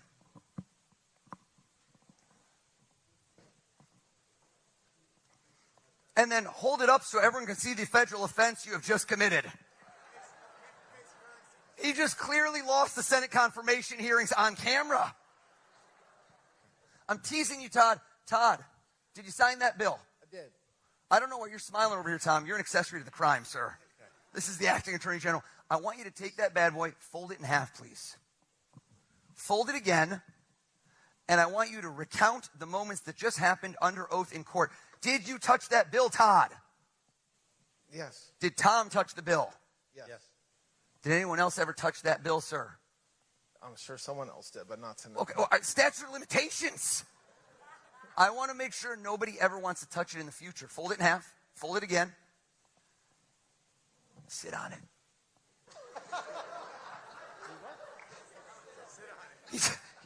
He just confirmed with his wife, and he didn't even go right or left cheek. He went dead center. That's a man who takes no chances. I'm going to ask every one of you in this room a question. Here's what I'd like you all to do right now for me. Journalists, accomplished people who like to get to the bottom of things. I want everyone to take a deep breath in, and I want everyone to give me a nice strong exhale out. And I want you to close your eyes and visualize that sitting across from you. I have this question I'd love to ask you. I say, if you could interview, in this room I call it interview. Sometimes I say have dinner, break bread, ask questions. If you could interview somebody famous, but let's make it hypothetical, dead or alive, past or present, anyone that's ever lived, it's a fascinating question. And I want you to visualize, that's the key, is not just see it in your mind, but see that person sitting across from you. Open your eyes, nod your heads if you've already done it. Nod your head. Some of you are quick on the draw. Some of you are still relatively sober, given the fact it's, I think, 3 a.m. at this moment. I lost track of time. If you haven't yet done it, crunch time, everybody. 3, 2, 1, done. Wake up. Everyone, give me a big clap over your head if you can see your person clear as day. Give me a big clap. All right, follow me with the mics. We're going to go rapid fire here. Follow me with the mics. Follow me, follow me. Come on over. Give me another clap. I like the fact that this gentleman right over here, can we see him? We're going to point over. Looked at me, distinctly looked at me, clapped, nodded, then shook his head. I don't even know what that means. I saw you coming. You saw me coming? Yes, I did. And you were like, what do I do? How do I avoid him even though I'm sitting in the front row? Push my wife in front of... Push your wife. I love chivalry is not dead. Yes. What's your name? I'm Ed. Ed? Yes. Parents nailed it. You look like an Ed. I think that's perfect. Have we ever spoken a word in our life ever? We have not. Stand up for me, Ed. Now, if I go head-to-head, toe-to-toe with Ed, I don't think it's good enough. It's not good enough. The more people I can do this with, the more impossible it becomes. Give me some more claps. Follow me with the mic. Follow me with the camera. Follow me with the camera. Oh, follow me, follow me. Come on over. This was an incredible smile. Arms extended. She threw in a belly dance. I reward extra credits. No, Ed, stand up. We didn't get rid of you. I love you, Ed. Let's go right over here. Tell us your first name. Michelle. Stand up. 2 L's? I'm a mind reader. Come on, Michelle. Come on. Another clap. Another clap. Another clap. I look around. This was a moment. We had a moment right over here. If you go to this young lady, she looked at me, and when we made eye contact, Ed, she did not nod, she did not shake her head, but rather when we made eye contact, she closed her eyes tightly, as if to activate some sort of camouflage shield, saying to herself, if I don't see him, does he still see me? I see you. Tell us your name. Aaron. Stand up for me, please. Okay. I now have 1, 2, 3 people thinking of 3 different people they want to have dinner with. This side's feeling no love. I can see it in your eyes. You're feeling no love. So let's keep it going. 2 more people, rapid fire. Follow me with the mics. Follow me. Give me some claps. Give me some claps. Your joy is effervescent. Also, the pocket square, 4 ripples. Next level, my friend. Next level. What is your name? My name's Kevin. Kevin? Yes. Stand up for me, Kevin. I never go past 4. Give him a round of applause. Make some noise. But this is not just any event. It's the White House Correspondents Dinner. It's been going on over 100 years. I'm the first mentalist. One more group, right over here. I didn't even tell you I would do this. Give me a clap. Let me see it. Who thinks they have someone I will not get? You will be my Fiji water. Who will that be? Give me a clap. Okay. All of you with the big clap, you're too confident. I don't like it. I like the people that are on the fence. I like this young lady right over here. This young lady looked over. She squinted at me. She didn't clap. She just gave me an I'm looking at you, buddy. Tell us your first name. My name is Alex. Alex, give Alex a hand too as well. Alex, Kevin, Ed, Aaron, Michelle with 2 L's. Each of you, I asked to think of somebody famous sitting across from you, and you are at the edge of your seat, scintillating, asking them questions. Sit down if it's Jack Kerouac. No. Folks, don't hold the applause in. Let it out. Let it out. That's so obscure. Like, you should not have gotten Never bring a knife to a gunfight. Joke is too soon. Too soon. Too soon. Have a seat for me, please. That's it. That is 100% it. I know. I can read your mind. You know, That's what you I know that. Yeah, you don't have to keep telling me. That was it. Have a seat. Thank you. I like how Erin just rethought her choice. She's like, mine's too easy. Mine's too easy. There's no way you would know. Kevin, you are a ball of positive energy. Just looking at you has uplifted my mood without caffeine. I can tell you for a 100% fact. I'm not even going to hedge. Not 99, not 100%. Live TV. Your person is alive and well. Am I correct? You are correct. How did I know that? Your vitality, your energy. Versus if we could point the camera at Ed. Gerard, Ed is over here. That's that guy. Ed has dead guy vibes written all over him. Come on, man. I'm feeling pretty. Is it a dead guy, Ed? Vital. Is it a dead guy? It is. Yeah. Classic Ed. That's hilarious. Yes. Yeah. Dead guy. Why are you on the fence? No, he's definitely a dead guy. You weren't sure if he was dead or alive? No, I'm saying I'm vital. I'm just saying he's dead. Oh, yeah, it's nothing about you. You're going to live to 120, baby. I'm talking about the person you're thinking of. Yeah. You know what? Arms behind the back. This guy's very proper. He's done a lot of World War II biographies. Sit down if it's Winston Churchill. You're right. Ah! Yeah. Yeah.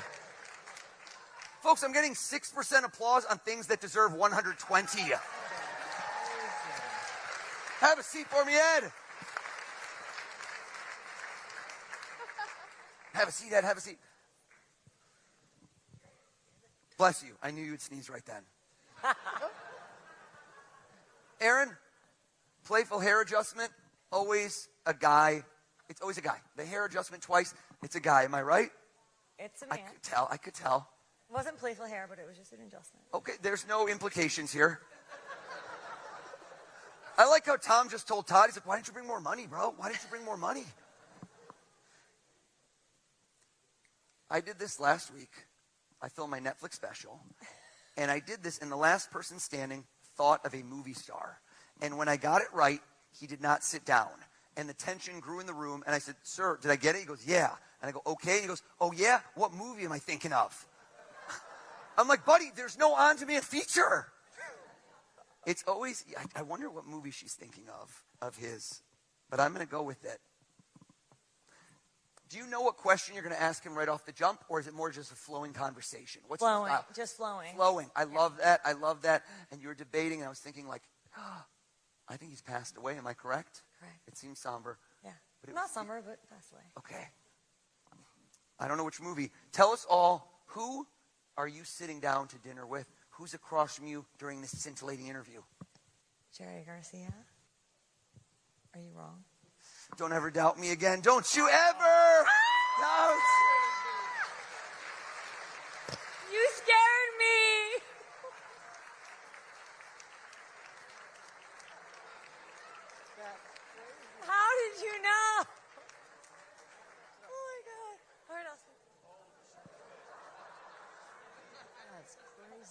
Guy next to her dropped an F-bomb. We're not on the hot mic. We're okay. We are okay. Michelle with 2 L's. Kevin with the tremendous smile. We have an issue right now. We have a problem. You don't realize it. But the issue is that so far tonight, I'm on fire. No, don't you smile, Kevin. It's a bad thing. I set the bar too high too soon, which means that right now, I can no longer guess who you're each thinking of. Because you will say to me later, what'd you think of that guy O's? And you're like, he's pretty good, but then he did it 4 or 5 times, he plateaued. Kevin, I don't plateau. I peak. So I'm going to hand each of you, we're going to hand you each a poster board and a marker. If we can grab, come on, I need you. We're going to hand you each one. Don't open the markers yet. The markers, just because people try to unscrew them, they just pop. Don't do that, Kevin. Don't do that. Hand each person one, and each of you, very important, don't open the marker. Hold them close to you. Hold them sideways. Landscape is good. Okay. A little twist there, Kev. There you go. Beautiful. Freeze. I'm not going to guess who you're each thinking of. I'm going to do something exponentially crazier. You're going to talk about this for years. This Frisbee I purchased for 82 cents. Amazon Prime, free same-day shipping. This Frisbee has a 1.5-star review. This is literally the worst Frisbee in the world. I could have my friend Tom Brady right here trying to throw it to you. It would not land. It does not fly true. Let's see. Who could we get? Oh, the president? Yes. No. Will you just throw it for us? Is that okay? I don't know if I can aim it. Secret Service, is this okay? They just went code red, mentalist, no. Is that I can't throw this. We'll see what we can do. We'll see what we can do. I don't know if I can aim this thing, President. There. Okay. You know what? I have a better idea. Throw the hat out in the crowd. Let's go. Someone catch. Or nobody catch. Glassware down. This guy just became his VP running mate in 2028. Hear me out. Okay. Are you okay? If you'd like, this is entirely your choice. You can help me. But the Frisbee goes further than the hat. So it adds elements of excitement and randomness versus the hat had about 3 people to land because it appears I've made half the room disappear. Would you like to keep it or would you like to throw it onwards and make this even more random? Actually, I would love to keep it. Would you like to join me on stage and be my mind-reading protege? Oh, why not? Give her a round of applause, everybody.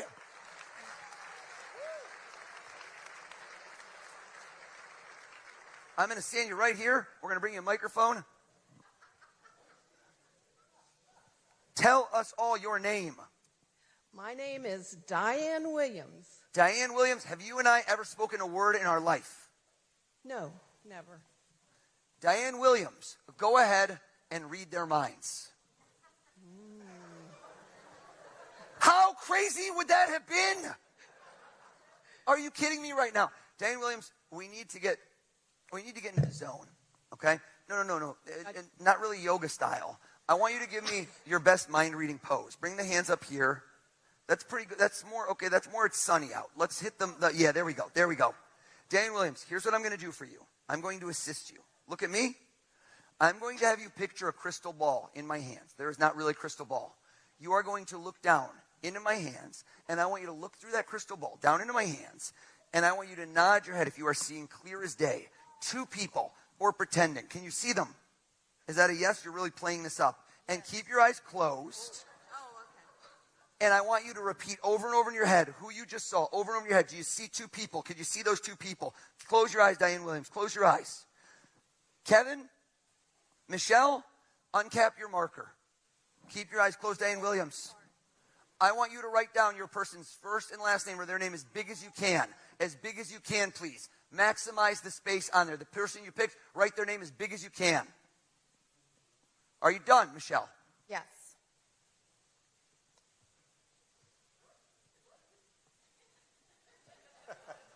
Take your time, Kevin. I'm getting bored of my own show. Kevin, you're done. Diane, wake up. Come back to the light. Now, I'm going to give you one clue, which is that we were able to ascertain that his person is alive. We said that earlier. Okay. So I want you not just to look into that beautiful smile, but look into his eyes. See the reflection across from him and tell him who is the person he is sitting down to dinner with. The person is alive. Who is it? Michael Jordan. Michael Jordan. Stop. Oh my God. Stop. Folks, are you alive in this room right now? Michael Jordan. That's crazy. That was a 3 out of 10 on something that should have been a 12 out of 10. So no, I'm not looking for pity. If lightning strikes twice here at the Waldorf Astoria and Diane Williams nails this, there better not be one butt still in a seat unless you are mobility impaired, in which case I want to see a miracle. So you don't look into Michelle's eyes, you look into her soul, and you tell this woman, okay. Okay. What's that? I just saw one name. Okay, well, that's his name. Okay. What would we do? What if we put on your mind-reading face? Okay. Diane Williams, get back in the zone. Look at me. Stare me in the eyes. Well, her eye contact is very intense, folks. I hold this crystal ball up. We look through it. We see this beautiful check glass. Down, we look down. We look down and we look down and we see a face. And we say to ourselves, who do we see? You're pretending even though God knows this is not going to work, so I'm hoping for the best. Okay. I don't think it's going to work, but who knows? Are you staring at Michelle? Are you looking into her eyes? Look deeper. Look into her soul and give it your best shot. Diane Williams, who is she having dinner with? Could it be JFK? Turn it around. Turn it around. Turn it around.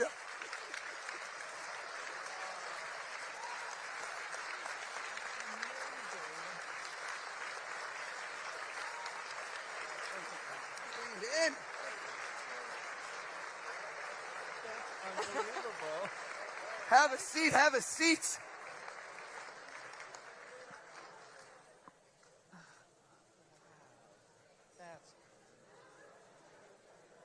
Folks, I'm bringing Diane on the road with me for the record.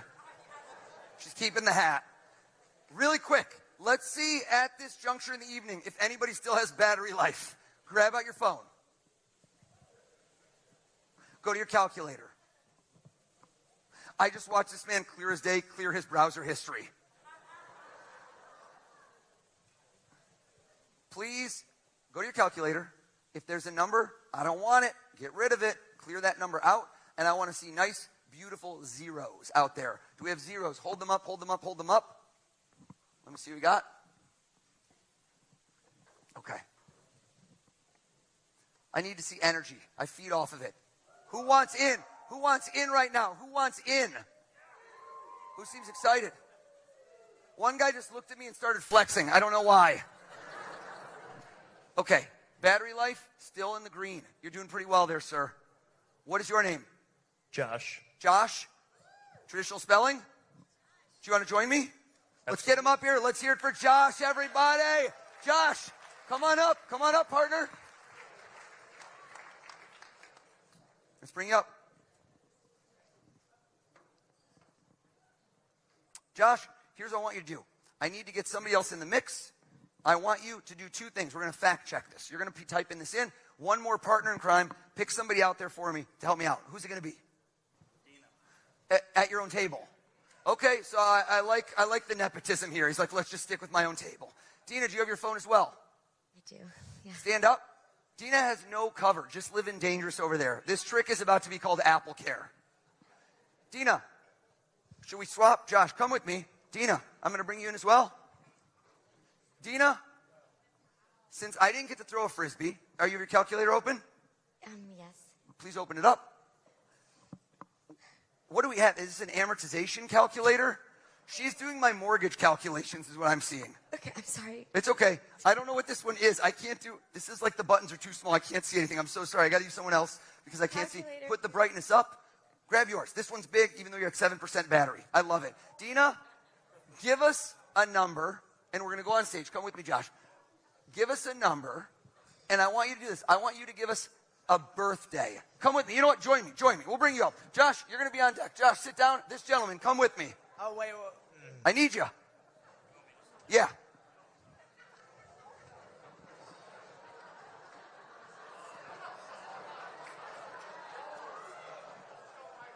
How are you? He keeps getting texts from his table saying he's going to get you good. Who is writing that? I'm going to bring you a microphone. I'd like you to stand here. Dina and Josh, you each get to help me. Dina, tell me the birthday of somebody you care about deeply. So take a moment with it. Tell us the birthday of someone you care about deeply. Go ahead. August 17th. Pause. Whose birthday is that? My husband. Everyone go, oh, good choice. I don't want to touch anything. Put in 817, please. 8, slow. 817. Freeze right there. Okay. Have a seat. Thank you, Dina. In honor of Dina picking her spouse, which is a common choice, raise your hand if you are married as well. Okay, most of the room.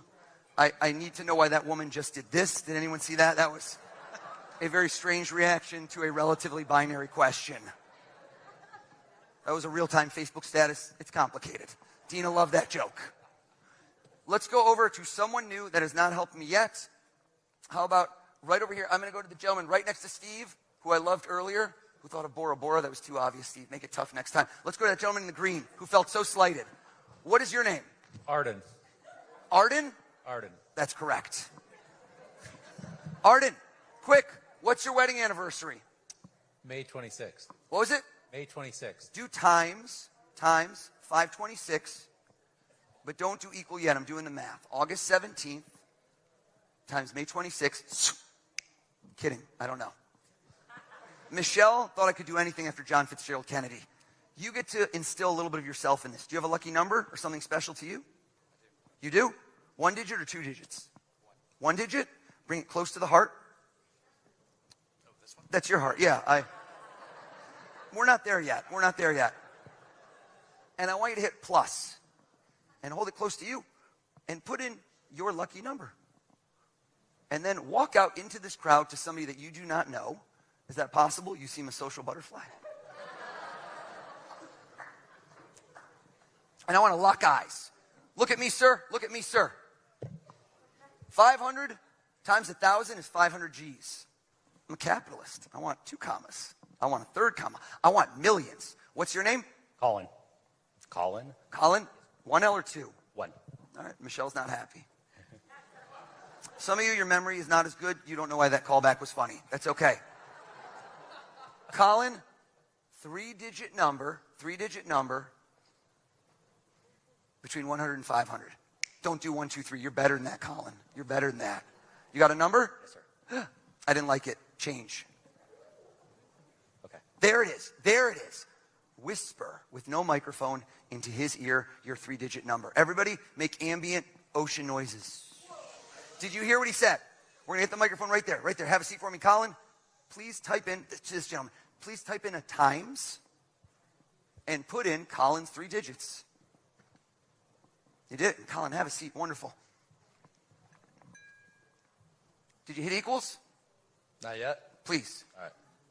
Got to be over 30 mil. It's got to be over 30 million. Is it over 30 million? It is. Okay. I thought that was lightly impressive, but no, it's okay. I don't need the pity applause. Thank you, though, Bobby. Thank you. I'm ready. I'm ready for you. Oh, yeah, I'm not Rain Man. What do we get? That's what the calculator, yeah. Read the number. Yeah. All right. 53 million. Hold up. 53 million. 670,000. 600. Oh, I didn't leave enough room. Okay, I'm gonna wrap around. 53,670,000. 682. $682. Bam. Have a seat. Give them a big round of applause. All my helpers. Dina, Josh, way to fact check. I appreciate you. Did you hear me say dollars? Imagine that you go to your ATM, that you swipe your card, that you type in your PIN code, or if I'm there, I do it for you. And suddenly, in your checking account balance, $53,670,682. How would you react? Let me see some faces. Okay, I like how some of you didn't hear the key word, checking account. This is not an interest-bearing account. I like how one guy swore under his breath, like tariffs. Folks, you should deploy this capital. Like my man right over here, Todd Blanche, looked at me like that was low. Tom, what did he sign, Tom? Was it a 20, a 50, or 100? We couldn't see. Tom is the guy next to him. Tom is the guy next to him. What was it? A 20. It was a 20? Todd, are you still sitting on it? Yes. Todd, reach into the abyss. Stand up for me, please, sir. Todd, check the signature. Is this your bill that you took out of your pseudo money clip? Yes. You marked it, but so did the government of the greatest country on earth with an 8-digit serial number. Read us those digits one at a time, please. Switch to me. Switch to me, please. Switch to me, please. Switch to me. One digit at a time, please. 53670682.